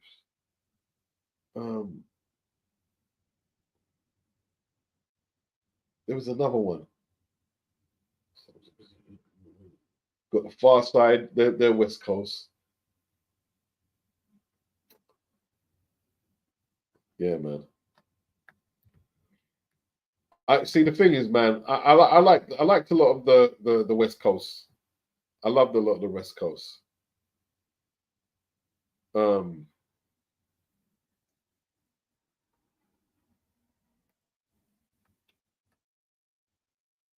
You know what album I really like from the West Coast? The production and the lyrics as well.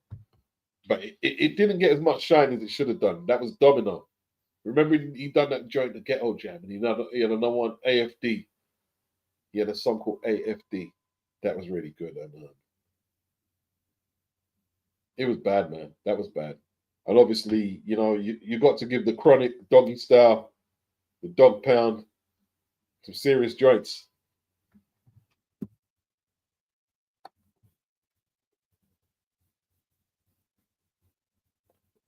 Yeah, Functified was bad, man. And what was the song she done with Biggie, the B side? The B side, that was bad. That's an underrated song, man. Underrated. You know what that is? That's car music, bro. That is car music.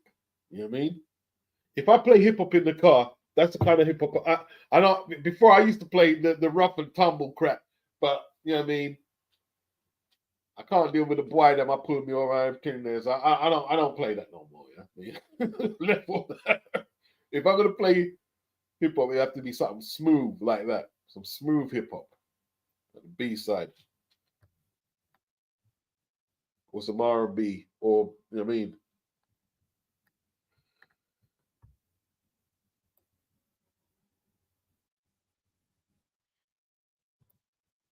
He thought he was Silk the Shocker. Oh no, no, no.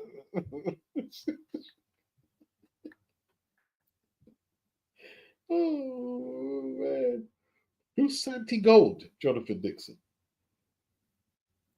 can rap while she sings. She's a menace. I've never heard of her.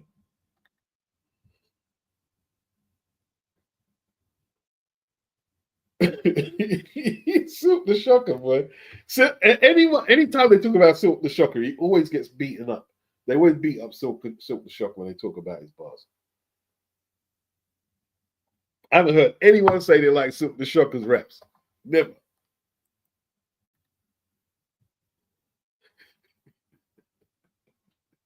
Well, Marx, he can't lie. He used to like Silk the Shocker's rap bars. Yeah, so. Jonathan Dixon, Vapors, definitely underrated as storytellers. That was one of the see the storytelling on that. That was one of the classics, man. One of the classics. One of the classics, bro. That's when hip hop was getting really good, man. Them years there. You know what I mean? The Vapors.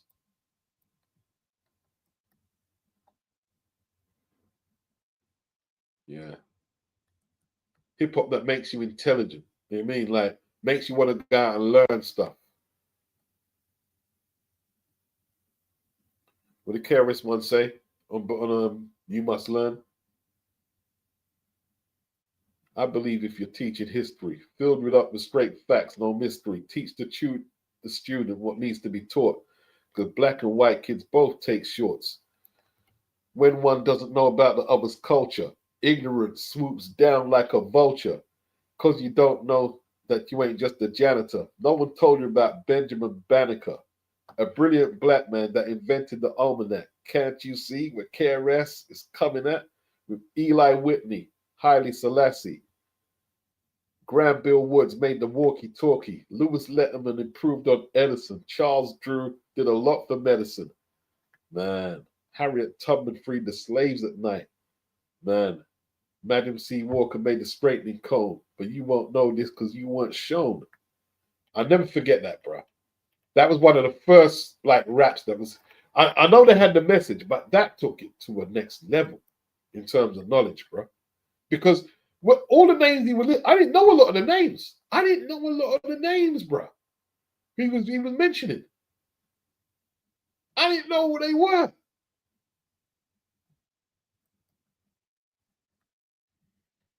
Wow. I remember, right? I remember when I finally got hold of the 12. I remember playing it to my sister's boyfriend, and he's a lot older. He didn't like rap. He didn't like rap, but I knew he was into his conscious stuff.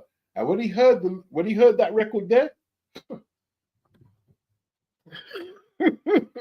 that's when you know when someone's good. That's when you know when someone is like, yo. That's when you know you're a good MC. So what's this you play me? You know I don't listen to that music there. So, all right, listen to this. And he knew a lot of the names. He knew a lot of the names he was mentioning. like Benjamin Banneker,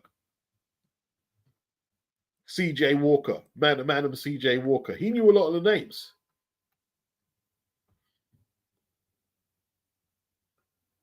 Hakeem said it's a tune beats with Puck, Spice One, and Matt Moore featured on E40. It's a good tune. J Law said Cool G Rap, Road to the Riches. You know, Cool G Rap's just too good, man. He's just too good at rap, man. He's just too good. He was just too good. I don't think people understand how or what kind of level he was. You know what I mean? He was just too good. He was so ahead of his time that I don't think people saw how good he was. I don't think they saw. I don't think people saw it.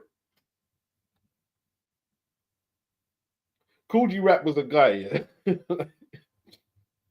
Like, you know, try to do your little raps, and then he'll come out with a new song, and you realize how much like how far behind you. Just like, wow, gee whiz. The Loonies, that's it, Lisa. They were bad, man. I only know the 5 on it song. I used to love that song. Man. Hakeem said the fast eye, the ill. I tell you what, yeah, Passing Me By is one of the best hip hop records ever. Yeah, Del the Homo sapien, he was bad, man. He was bad.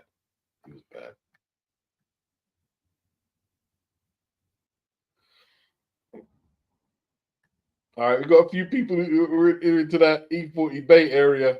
You know what it was? What was E40 song? Was it Sprinkling Them? Was it Sprinkling Them?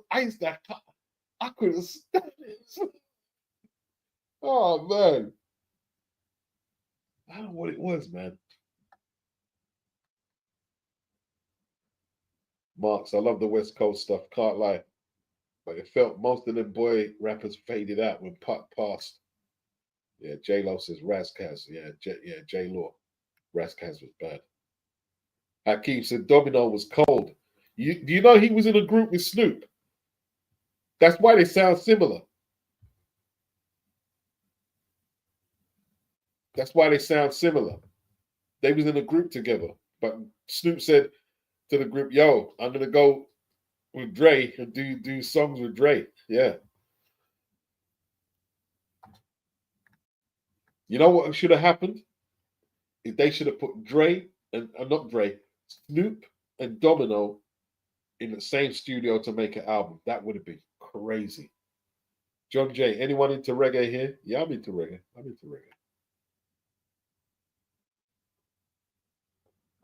What?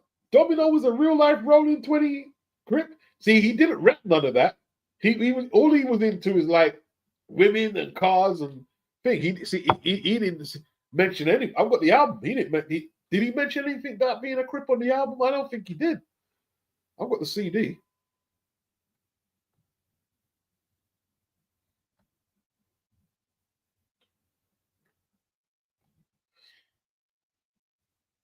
Jonathan Dixon. Oh, you need to check out Santee Gold, fam, if you want something to drive to.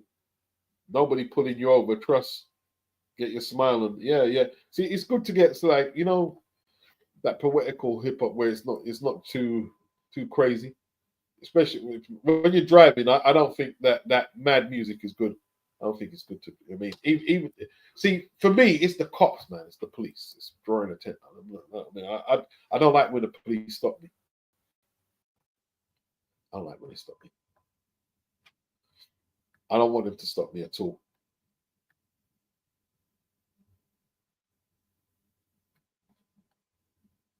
Oh no. Shakur and Schofield have got rehydration clause issues.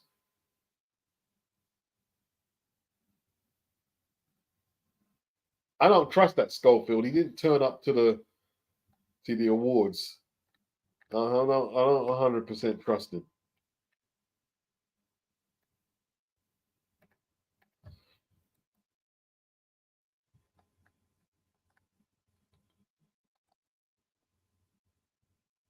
It is what it is, isn't it? It is what it is. Let's hope. Hey, listen, don't mess up the fight, man. I'm gonna have to look into that. Blue Blood just put it up. Right, one sec, people. I just want to read one of the notes he's got on there.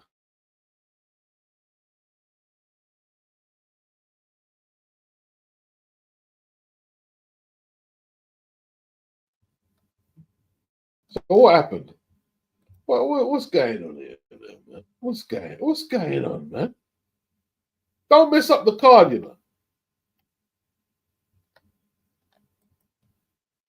Right.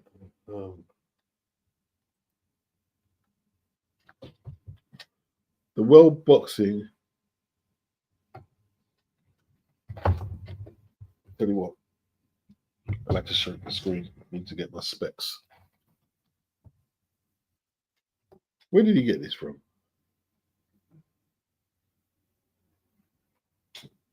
Require boxers to weigh in multiple points before a fight. Let me widen it. Let's see if I can see it now. The goal of the clause is to ensure. All right, that'll tell me nothing, though, Blue Blood.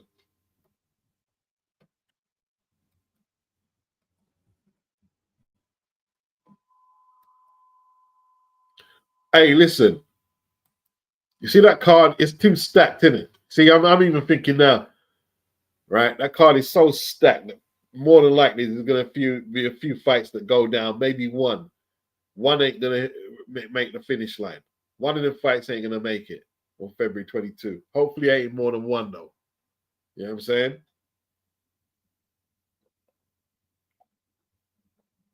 Hopefully, it ain't more than one.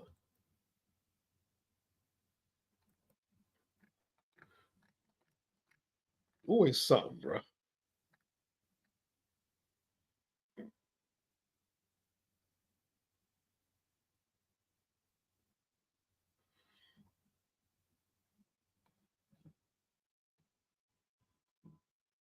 Okay, Hakeem. Domino was called Genuine Draft. He was on that first Blood and Crips album beats. Okay. All that banging on wax.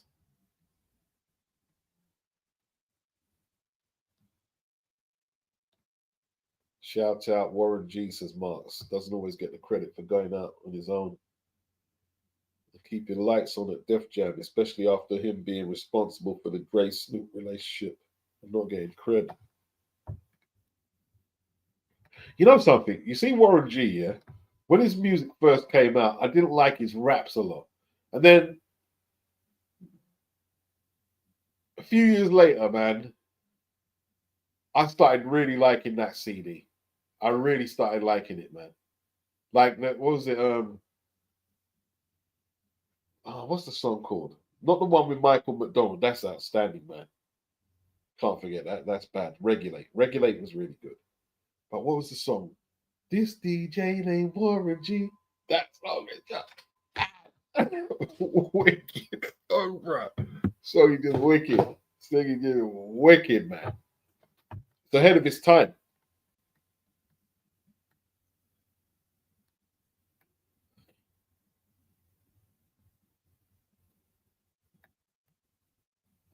Wow.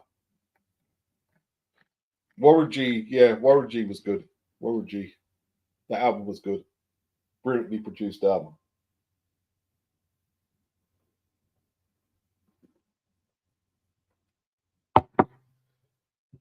BG says, how the hell is Zhang versus Caballero the first fight on the card? Because it's stacked. Although I thought Callum and Boatsy would have went first. You know what I mean? See, but now I'm getting bad vibes of the Shakur thing. Let me go in the search engine, man. I'm scared to go in the search engine and tell me they're gonna mess up the fight, man. You know what I mean? I don't want to jinx it, bro. I don't want to jinx it. I don't want to jinx it.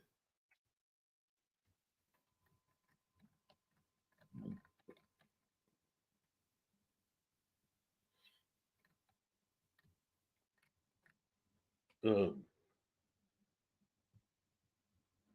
Floyd Schofield supposed to show cause. Let me see. weight issues. Let's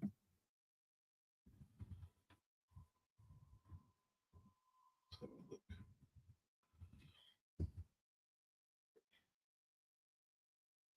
All right. When at real dominate, why wasn't this rule?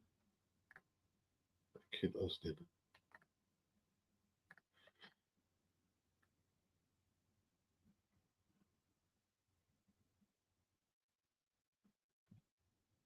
All right, he's saying he could because he didn't turn up at like I said at the awards. Not seeing nothing too conclusive though. I have to listen to that Blue Blood video.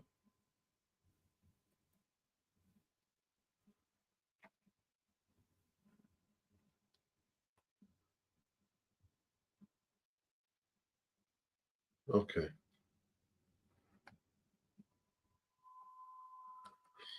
Let me try and I have to read it. Let me stop being lazy. Stop being lazy, man. Right. The World Boxing Council has a weight clause that requires boxers to weigh in at multiple points before a fight. The goal of the clause is to ensure the health of the boxers and to prevent unfair advantages. Weight clause requirements 30 days before the fight. Boxers must weigh in and be within 10% of their division limit. 14 days before the fight, boxers must weigh in and be within 5% of their division limit.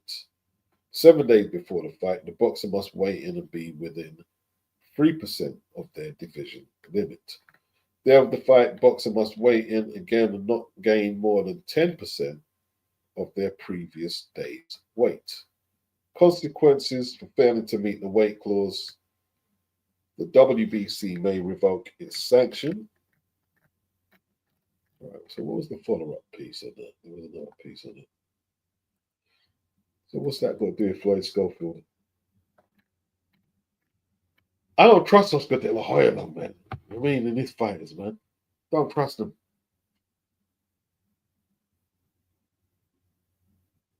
Okay, Kid Austin is saying, when at real Devin Haney was fighting, why wasn't this rule enforced? He's talking about when Devin fought Ryan. And it is the same belt. Well, same sanctioning body, the WBC.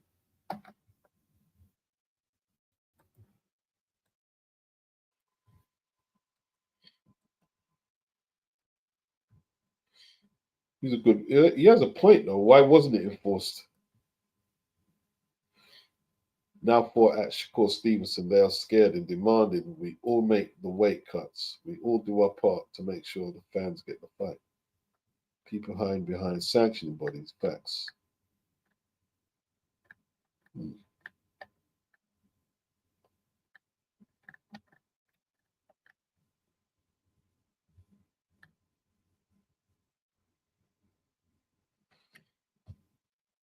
Are they saying Shakur's going to pull out? They're saying what's crazy is the WBC didn't force Shakur to do these weigh-ins versus Robson. And we know what happened. He came in almost 2 pounds over. I wonder how much extra they are paying the WBC.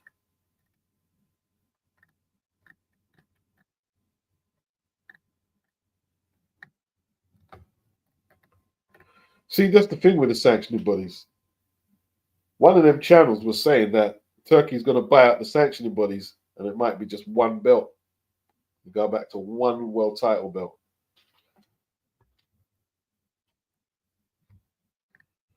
That'd be dread. Wouldn't be a bad idea, you know what I mean? Everyone trying to sell world title fights in their country.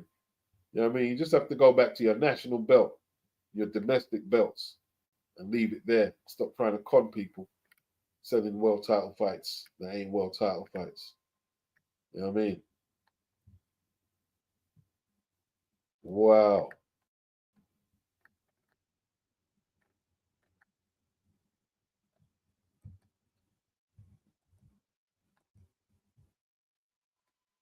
Marty too. And I think the Eubank fight likely goes like this. Ben starts fast and early with his attack on Eubank, similar to Liam Smith in their first fight. If Eubanks is there after 4 or 5 rounds, he picks Ben off.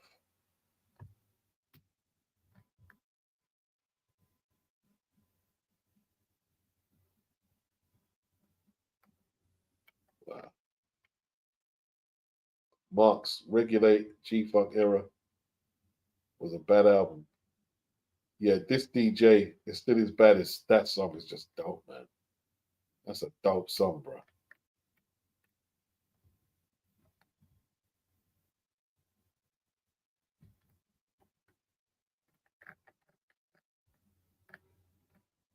Big up the beauty of the pencil for the super chat. Much appreciated. Peace, bro. Peace, peace, peace. John J, he said he thinks Eubank does it easy. They're talking about the weight limit, Shakur. Like, is all these check weightings going to happen? And it looks like they're saying that Shakur doesn't want to do it or something. I have to get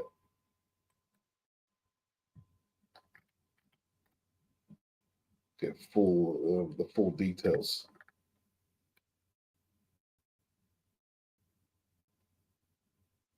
See the rules. That's the thing with boxing. It's like it's the rules, isn't it? You don't know what the rules are. Sometimes they enforce the rules, and sometimes they don't. It's just weird. Just really weird at times, man. It's so inconsistent. It's so inconsistent sometimes.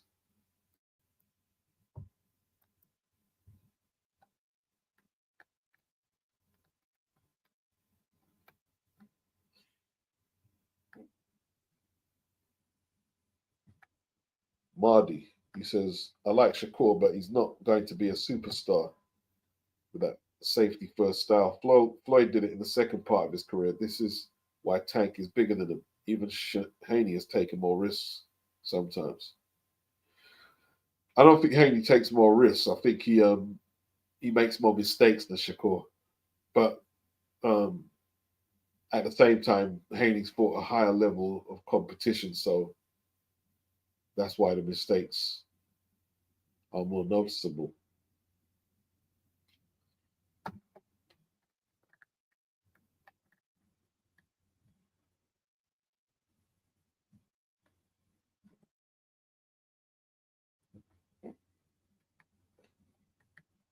Yeah, look, Eubank should win the fight. If Eubank can't beat a welterweight, then what's he staying in the game for doing? You know what I mean? But you see what it is. He likes all that poker now and stuff. You see, that's why he threw his dad out the camp, innit? Dad is strict. Dad make him run up hills 5 in the morning. Eubank Jr. said, Dad, I you try him out. Throw daddy out, you know. Yeah. We don't know. Why do you think Ebony Bridges left the tips? You know what I mean? Because if you see if you train with Jimmy Tibbs, Jimmy's gonna put you through the ringer, man. Them old school trainers, Jimmy's putting you through the ringer. And a lot of the fighters, they don't like that. Put you through the ringer.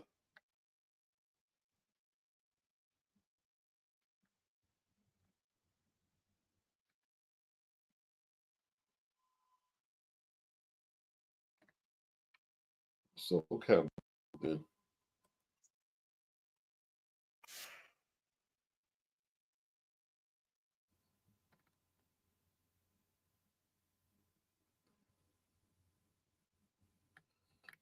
Sol Campbell's gonna have a. I mean, forget. Yeah, exactly, Spursy Jim. F Sol Campbell, big up Ledley King. You know what I'm saying? You know what I mean? We ain't on our side of Campbell still. You know what I mean? Ledley is the dude.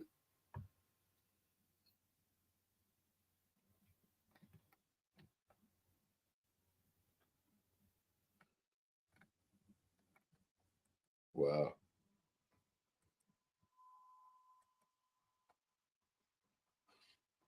Marty, I was going to ask you, Beats, do you think Bentley or Eubank would have a chance against Shiraz if he comes through Adames? Also, would Shiraz beat a Callum Simpson at 168? Callum Simpson's pretty good, you know. It's pretty good. BG London, Eubank Jr. had to send his dad packing too much. Yeah, like, you know what I mean? When you become a big man and like, you got this drill sergeant on your case at all times, yeah, you got him out of there.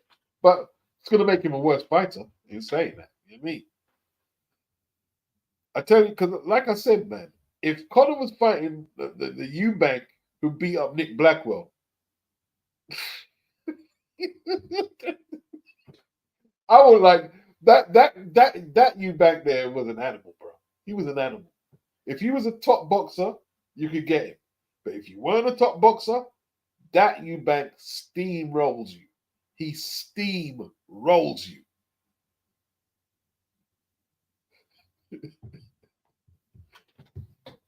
You watch it. If you can get a copy of that fight, watch how much punches he throws. Watch how much punches he throws. It's sick.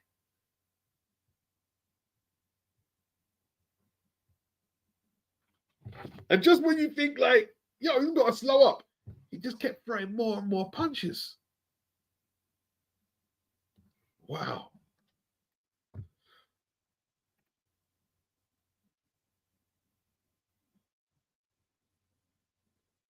Hakeem said, agreed, Beats. Why staying half-hearted? That's how you get hurt. Yeah, like if you want to ease up on the training, it's not a good look. It's not a good look, man. Not a good look. Tom said his old man was probably getting on his nerves. Can't blame the lad. But that's the thing. All coaches are going to get on your nerves. When they're making you train when you don't want to train, it gets on your nerves. BG London, he watched the Blackwell versus Eubank on Channel 5. Yeah, that was just brutal, man. That was brutal. Very brutal. Wow. If Conor was fighting that Eubank there, he could have issues. Let's just say that. He could have serious issues, bro. Serious issues. Volume puncher. Proper volume puncher.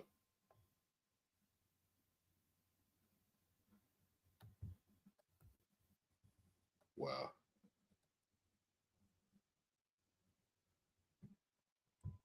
What's the time now? 2 o'clock? Damn, people.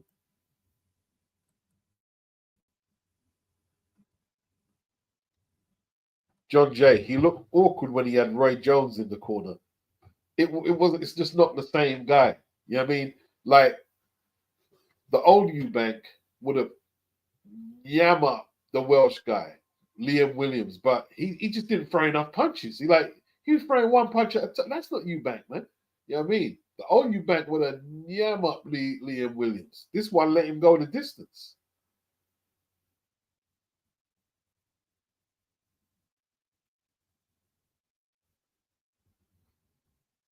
Yeah, he did look awkward when he had Roy in the corner. He did. Marty Toon says Eubank made a mistake and get rid of Bo Mack. Eubank looked very good with him. Ben definitely has looked less powerful in his 2 comeback fights. Ben, for me, gets found out at legitimate world level. BG says Eubank, Channel 5 Eubank was entertaining. Yeah. The Mick Hennessy area. Woo. Remember that? Who remembers the Blackwell fight, man? Remember Billy Joe Saunders and Tyson Fury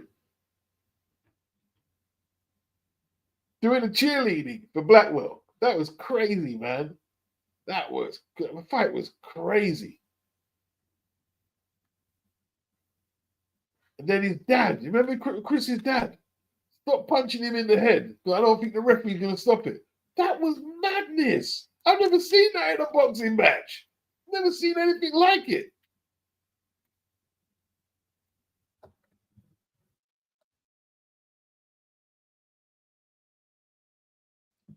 We'll never get that Eubank back.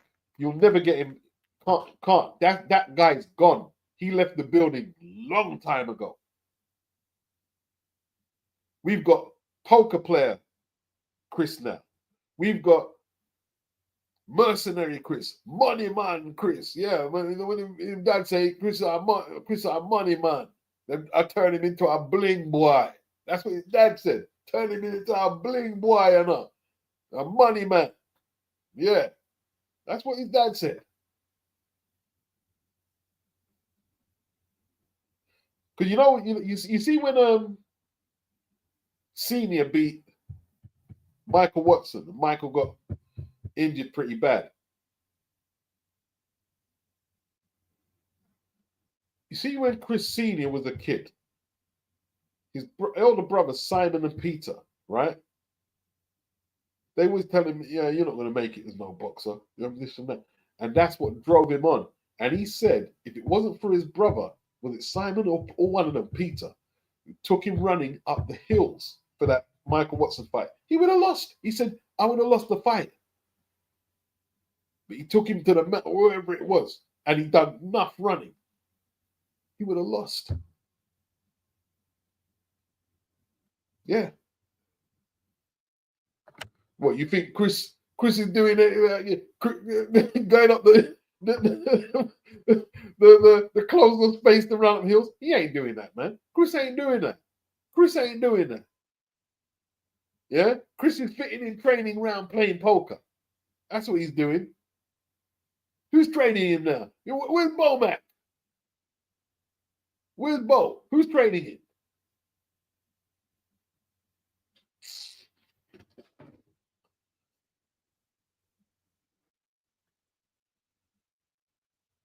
Afro Jam. Van Heerden and Algeria have not fought since.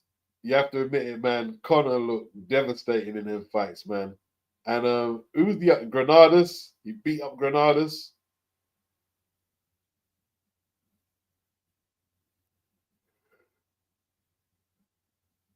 Exactly, Tony. He's running down hills. He ain't running up. He's running down. Yeah. And did you hear what? See, the thing is, yeah, if you're a gambler, you've got to tune your senses in and listen to what the fighters are saying. Yeah. Because if I was a gambler and it stuck in my head, when Chris was talking to Liam Smith in the first fight, did you hear what he was talking about? He started talking about, "Oh, I'll only put in 60%. I won't close." He said he won't totally abstain from sex because you're not that much of a threat. He didn't used to talk like that. That's what you see. You can read into what fighters are doing. Now he started talking about, you know what I mean, banging women and stuff. Remember that time he went on Loose Women and he said that boxing is my woman right now. Boxing is my woman. He's giving all to women. But see, when you get older, you know what I mean, the temptation of the flesh, high life, you want to enjoy that money that you're making. I don't think so, Tone. I don't think it is. I don't think it's good prep for him. I don't think it is.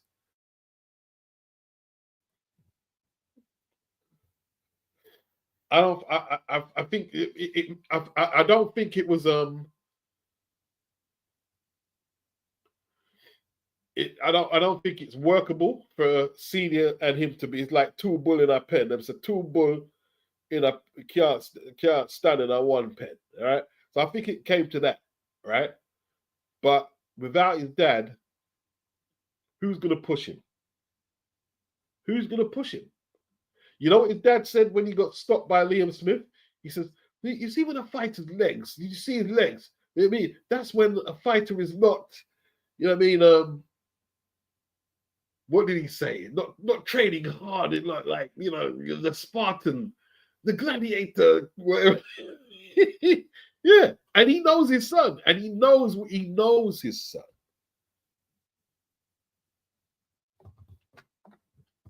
Wow.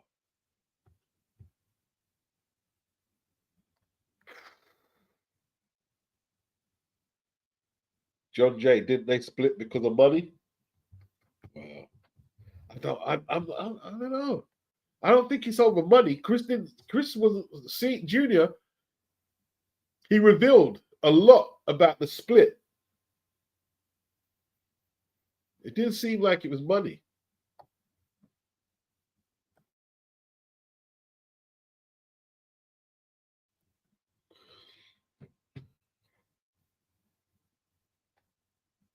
BG said Chris is wearing silk pajamas right now. Yes. That's why I'm saying, Tone, like you see, the dad weren't tolerating all that. So, but like you're saying, it's probably not workable now. But I don't think it's gonna help him.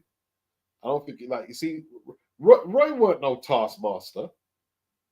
I don't think Roy was like telling Chris, you know what I mean, like really getting deep stuck into Chris like he needed to. You know what I mean?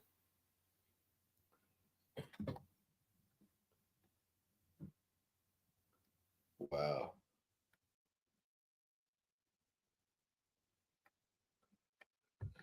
Hey, you know what I mean? He needs to stay off them poker tables though, because Connor's coming for him.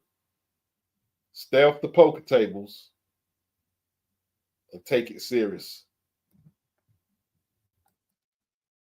Take it proper serious.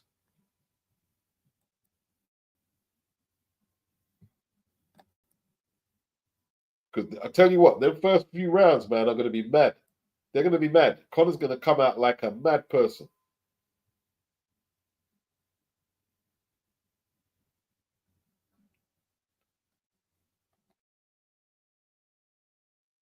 Ew.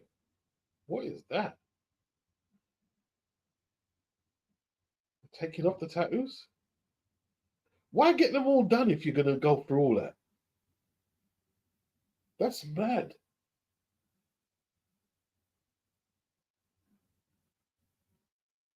Oh, gosh.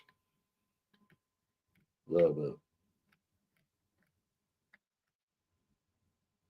I understand people getting a few tattoos on their body parts, but all that, nah, that's crazy. Crazy.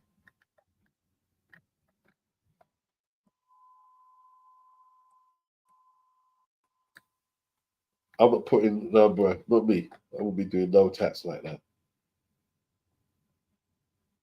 Yeah, he did struggle with Payanord. He did.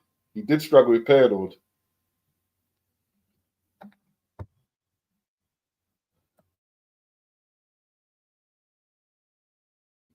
BG London said Chris is always in shape. But his dad said no, he wasn't in shape for the first Liam Smith fight. He wasn't in shape. Polka and Punani. Yeah. Polka and Punani, my friend. Staying up late, waltzing to the gym at 12 o'clock or whatnot in one of his sports cars.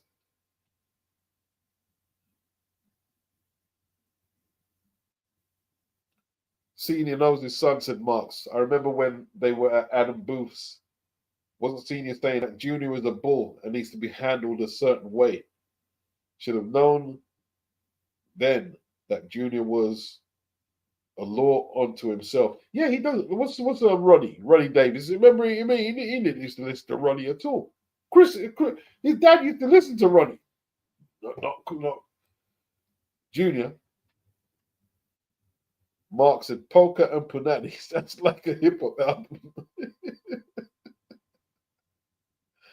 That's all he's done, though. You know what I mean? Yeah. Remember, like, what was he doing? Like with the chef. He had the chef there about he was gonna cook Liam like the rare steak he was eating.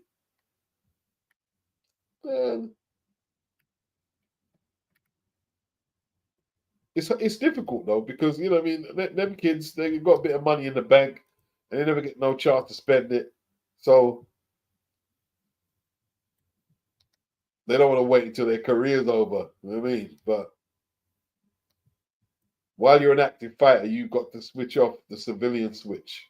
or you leave yourself in danger. You got to switch it off.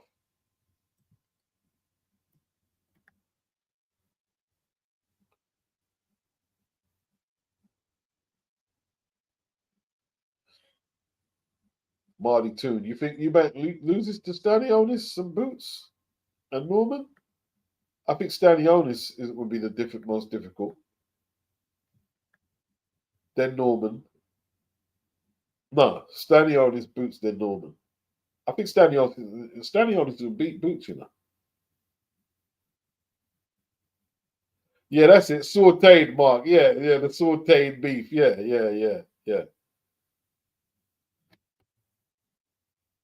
John J, do you think Brooke would have beat Ben a couple of years back? Yeah. Ben would have his work cut out for him against Special K, bro. I tell you that. Have his work cut out. I'd be picking Brooke.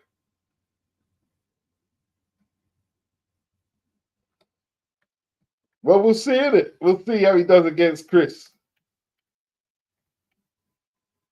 That'll be the acid test. We'll see what's going on.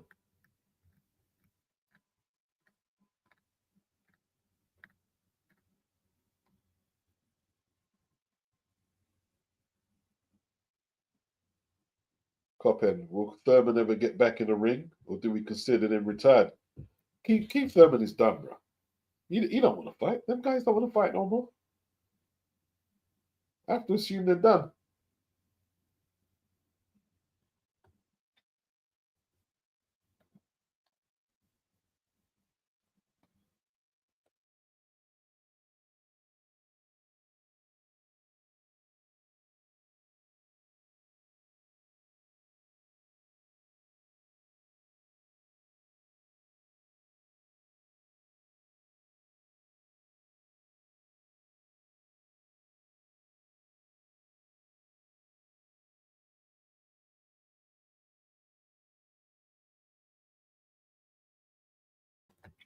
Mark said Junior also said he didn't get any money from his dad, so that feeling of being self-made has to be tempted to spend on OPP.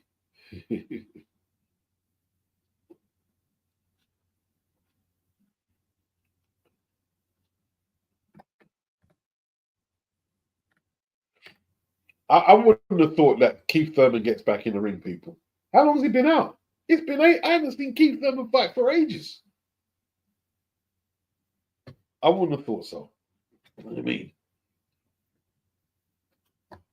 What happened with the Tim Zoo? He was supposed to fight Tim Zoo, pulled out because of injury, and there's been a peep from him. So I would have thought he's done.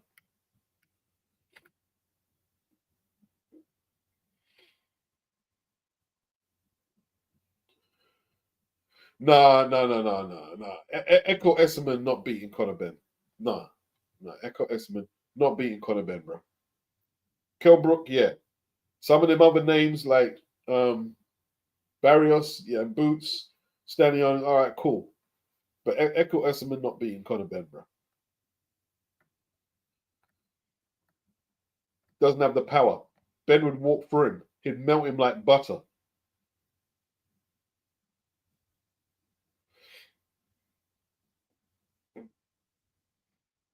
I don't think Avanesian. No, I don't think Avanesian. Not now, anyway. I don't think Avanesian beats Ben. Not slick enough. Maybe the older version of Avanesian, but no, not the one who fought Boots or Terrence. No, I don't think so.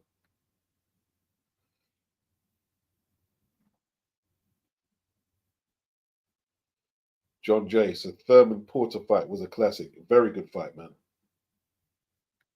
BG London, forget about Keith Thurman. Yeah, that's Keith's a rat now, man. Keith don't want to fight.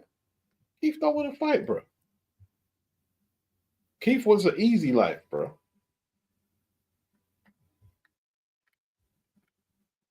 I don't blame him. What do you say about him? I can't really call him. Oh dear.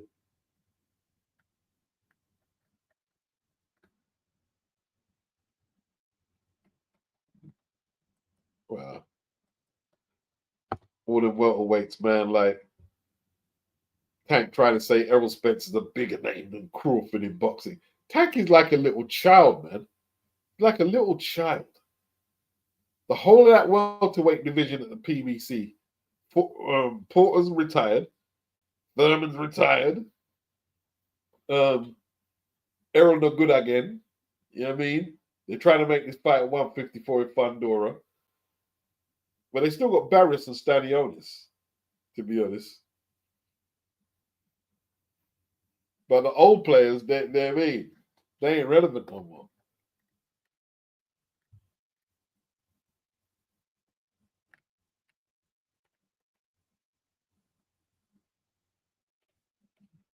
They're not relevant again.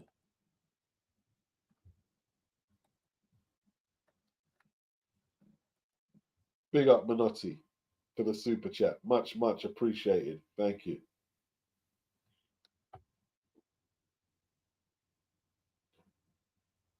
Keith at his best was very good, says Marty. But his heart and injuries left boxing time ago. Oh, I misunderstood you about Esserman. I'm talking about the time when Avanesian beat Kelly Esserman at that time.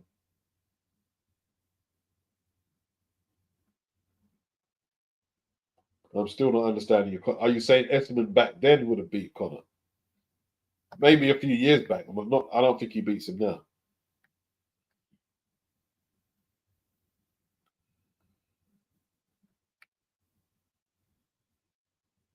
Um,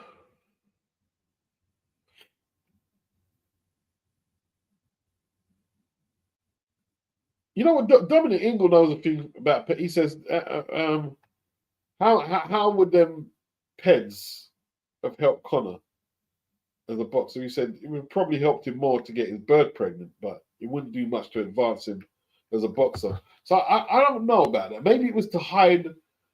Maybe used it to mask other nasty crap. You know what I mean?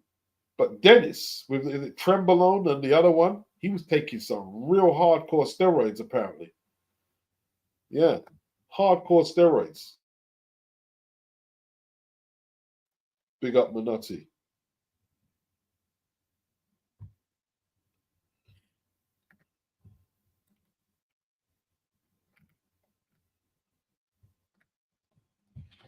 Yeah, man.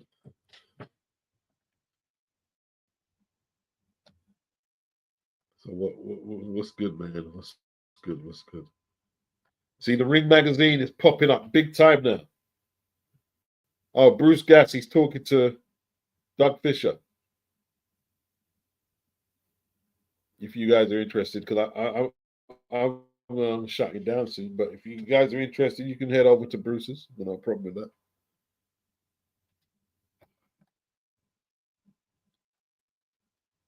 The Ring magazine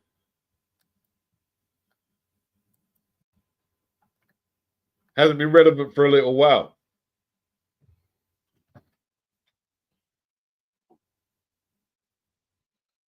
Hakeem saying, do you think Mean Machine before Crawford beats Ben beats? Man, you got to pit in the whole welterweight division on Connor. Let's see how he fights this one here, man. Let's see how he does against Chris. You know what I mean? If he flops, then you know what I mean, we can you know what I mean, we can decide who he is and who he'd beat. But let's see how he comes back. Marty says, yeah, I'm saying Esserman and Avanesian back then would have given that Connor problems and potentially exposed the issues he had. Do you feel Ben and Hearn avoided Avanesian back then? No.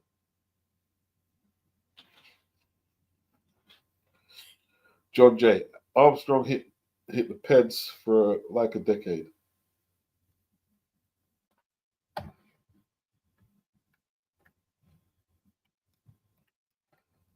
I don't think they avoided him.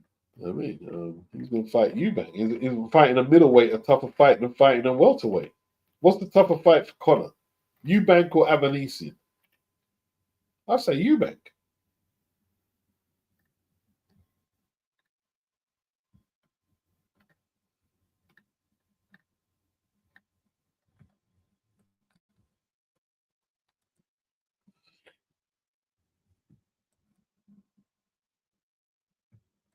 Right.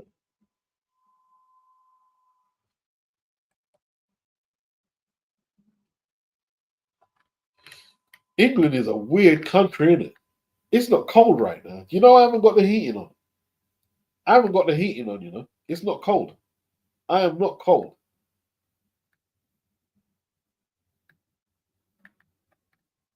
Weird ass country, man. It was yesterday, just yesterday, it was freezing. Proper cold. Proper cold. Today, not cold. I had the heating on earlier, but I'm not cold.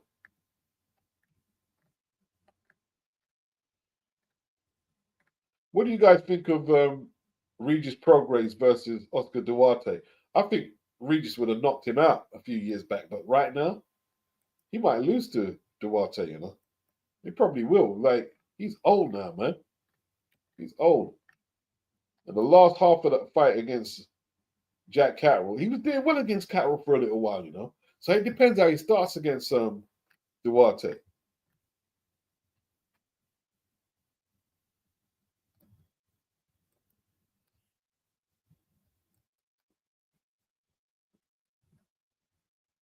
See, tell you what, man. Turkey got everybody talking about potential fights right now, bro. That's one thing. Potential fights everywhere.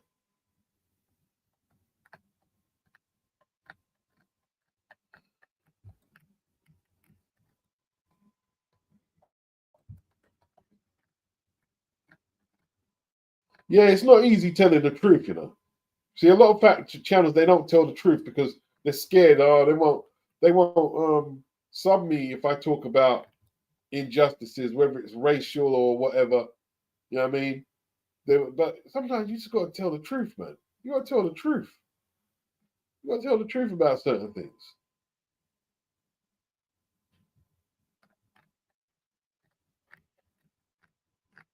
It's not easy doing that though.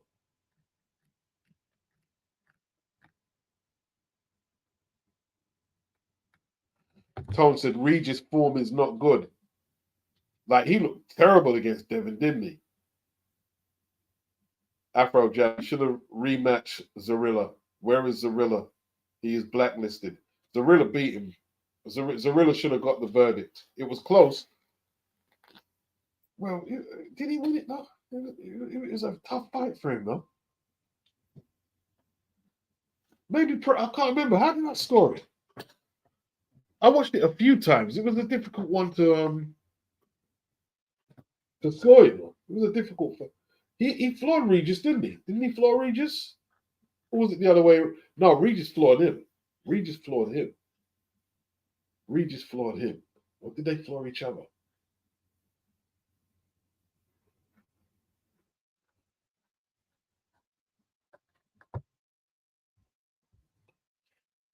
Regis should retire. His style now is all wrong for Duarte. Regis beats domestic fighters, but anyone in the top 10 can beat him.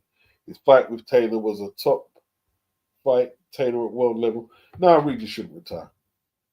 He shouldn't retire.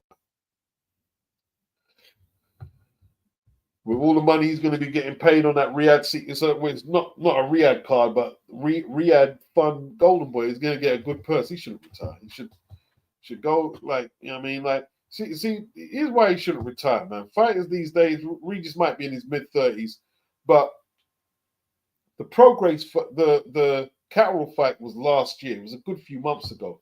If this was like back in the day, you know what I mean, he would have probably been in the ring a month after the Catterall fight or a few weeks after. He's had a long rest. Let him get paid, feed his picnic then, and let's see what he can do. If he doesn't have it, then that might influence his decision.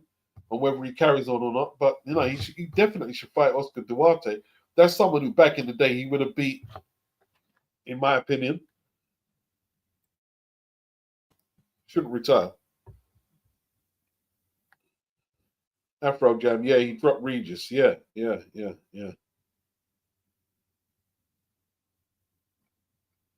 Afro Jam said it wasn't that close. It was a robbery. Yeah, I'm sure I had Zorilla winning. You know, I can't remember now. I can't remember, to be honest.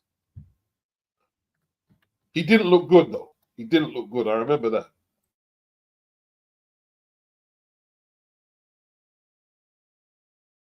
He didn't look good. Did I go live on that? I'm sure I went live. What did I? Okay.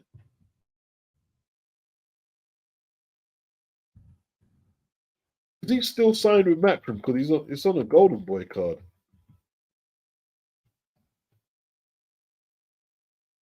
The Duarte fight. Progress. Regis Bulgarius. Regis Bulgarius. Right.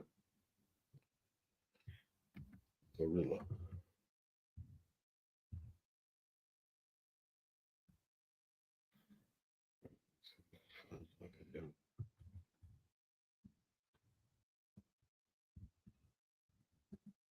If I can remember how to spell.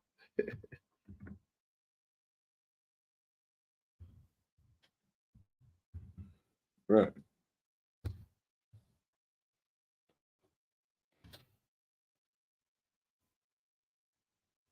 How do I?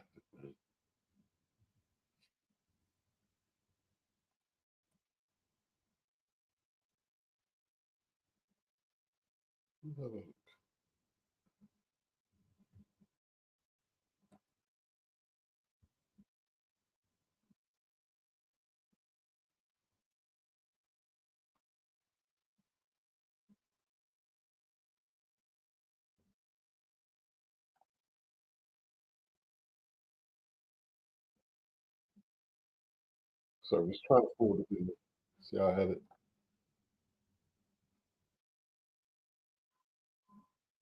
Right.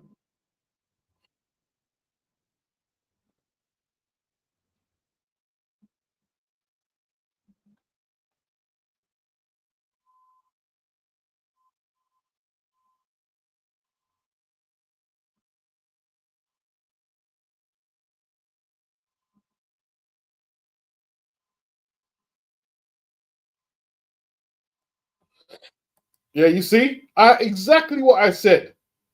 Too many swing rounds to give you a scorecard. I did like I had it. Progress didn't win more rounds than Zorilla. No way he won more rounds than Zorilla. But I couldn't. I didn't have it. No robbery. Um, Afro Jam. I didn't have a robbery. I had it close. I had it pretty close.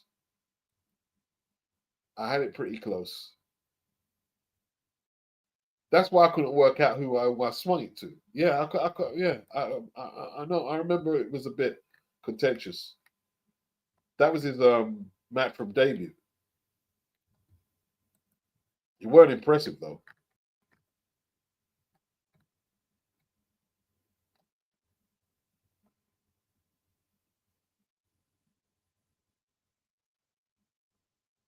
What happened to Lee? They're talking about Lee Wood fighting Navarrete. That's what they're talking about. Lee Wood versus Navarrete. Well, I think Navarrete's gonna light him up, bro. This is a good fight though. I think he's gonna light him up.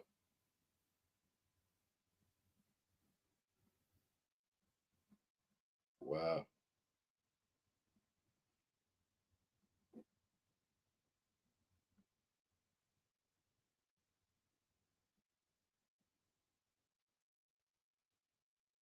Anyone think that Lee Wood could beat Navarrete?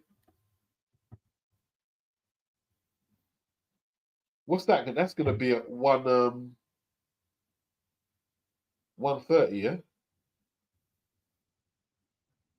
It's going to be at 130.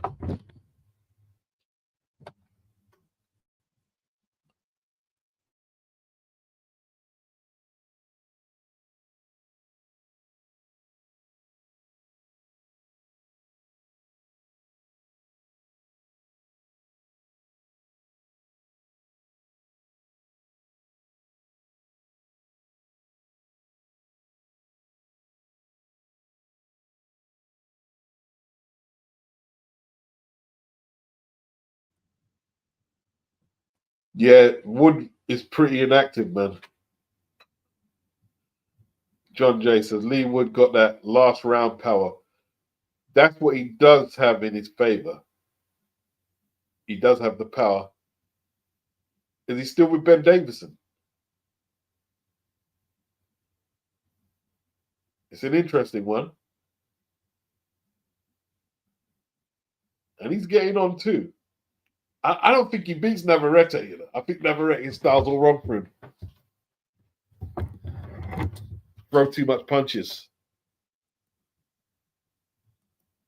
Throw too much punches. Possible he was a damn near KO versus Wilson.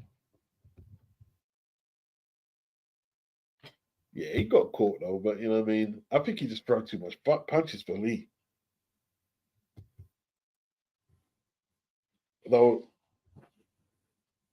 that Baranchik, like outputting Navarrete pretty well.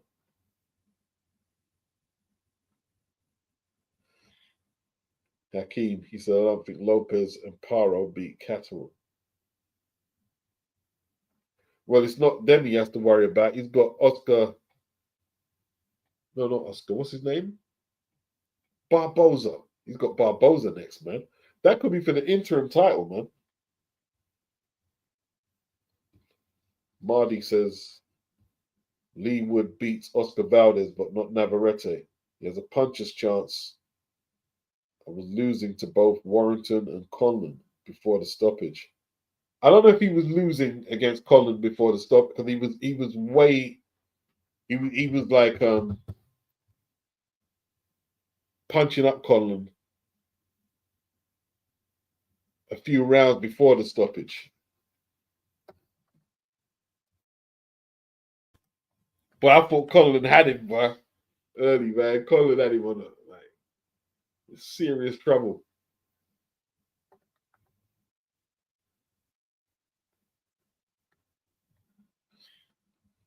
Wow.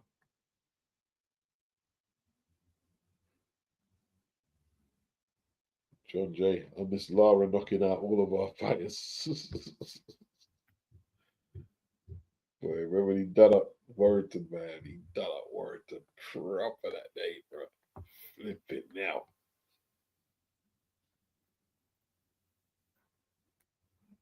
Hakeem says Cattle can box. He just doesn't have power. And it's too economical. Doesn't press the action.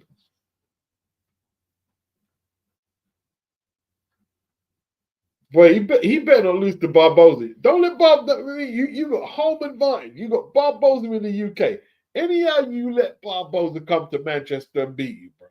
Now, man, okay, cuss out your listen. Seriously, do not let Arnold Barboza, who got that gift decision against Sean McComb, come over here and beat you.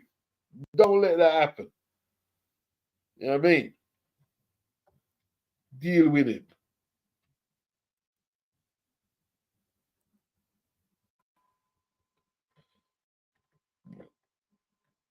Do not let that happen, man.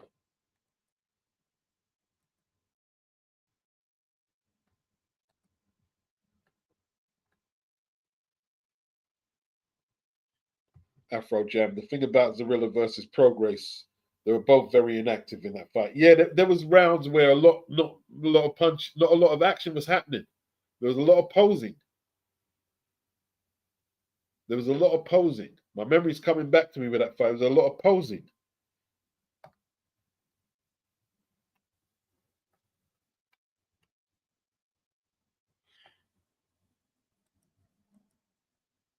Yeah, but you could tell Regis hit the wall in that fight though. You know what I mean? And then Devin looked like flipping. Was that Devin's best performance when he flawed progress? He nearly stopped him a couple of times. That's Devin's best performance, man. Is Regis progress. I weren't expecting that one. I did predict him to win, but I didn't think it was going to be that easy. I didn't think it was going to be that. Devin washed him, bruh. Devin washed him. Cleaned him up.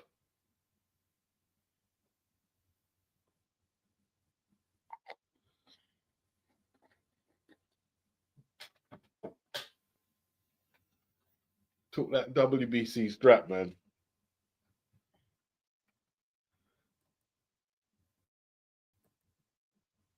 Yeah. That's got to be Devin's best.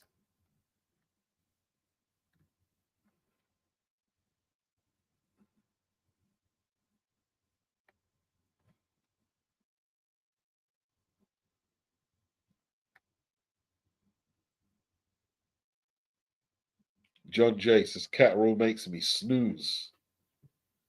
Yeah, I know what you're saying. To be honest, I mean, like, sometimes Catterall just doesn't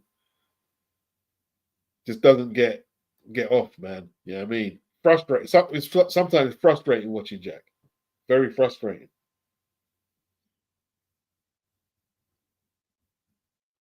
Oh, that Sandor Martin, that's a serious. When's his fight happening for the title? Against, was it not, is it Puella? I can't remember his name. When's that happening? What's flipping Top Rank doing?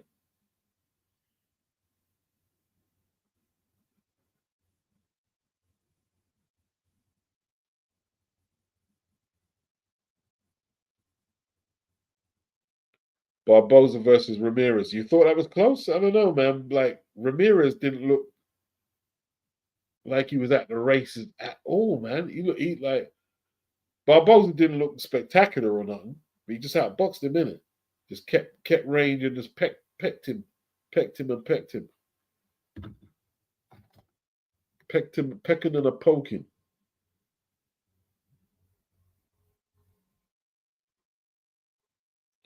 Yeah, I'm not impressed with Barboza Hakeem. You know what I mean? Catterall surely has to beat Barboza, man. Mateus, he says, Beats, how are you doing today? Not bad, not bad, not bad, not bad. You know what I mean?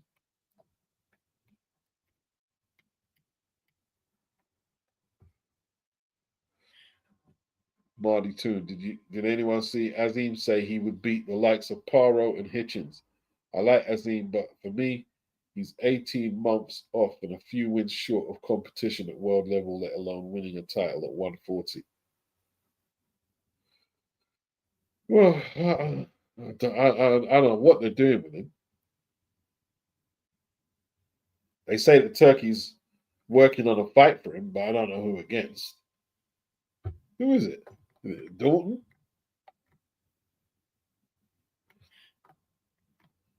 Why are they so scared of Dalton? They just like flipping. Even Shane like flipping scared of Dalton, man.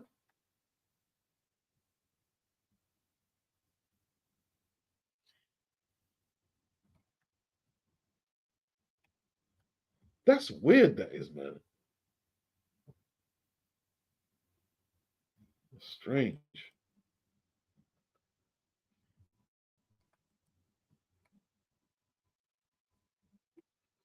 Hakeem, Shalom is clueless. Tell me about it. What, like, what's he doing with Ben Whitaker, man? Madness.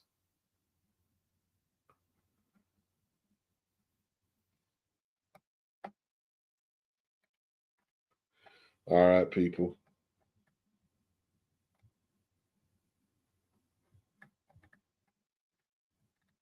What's going on? Mateus says, "Man, if Catterall loses to Barboza, I'll never believe in boxing ever again. I would be angry with him. I'll be pretty mad with him. I'm not gonna lie. I'm gonna, what's going on, Jack? You know what I mean?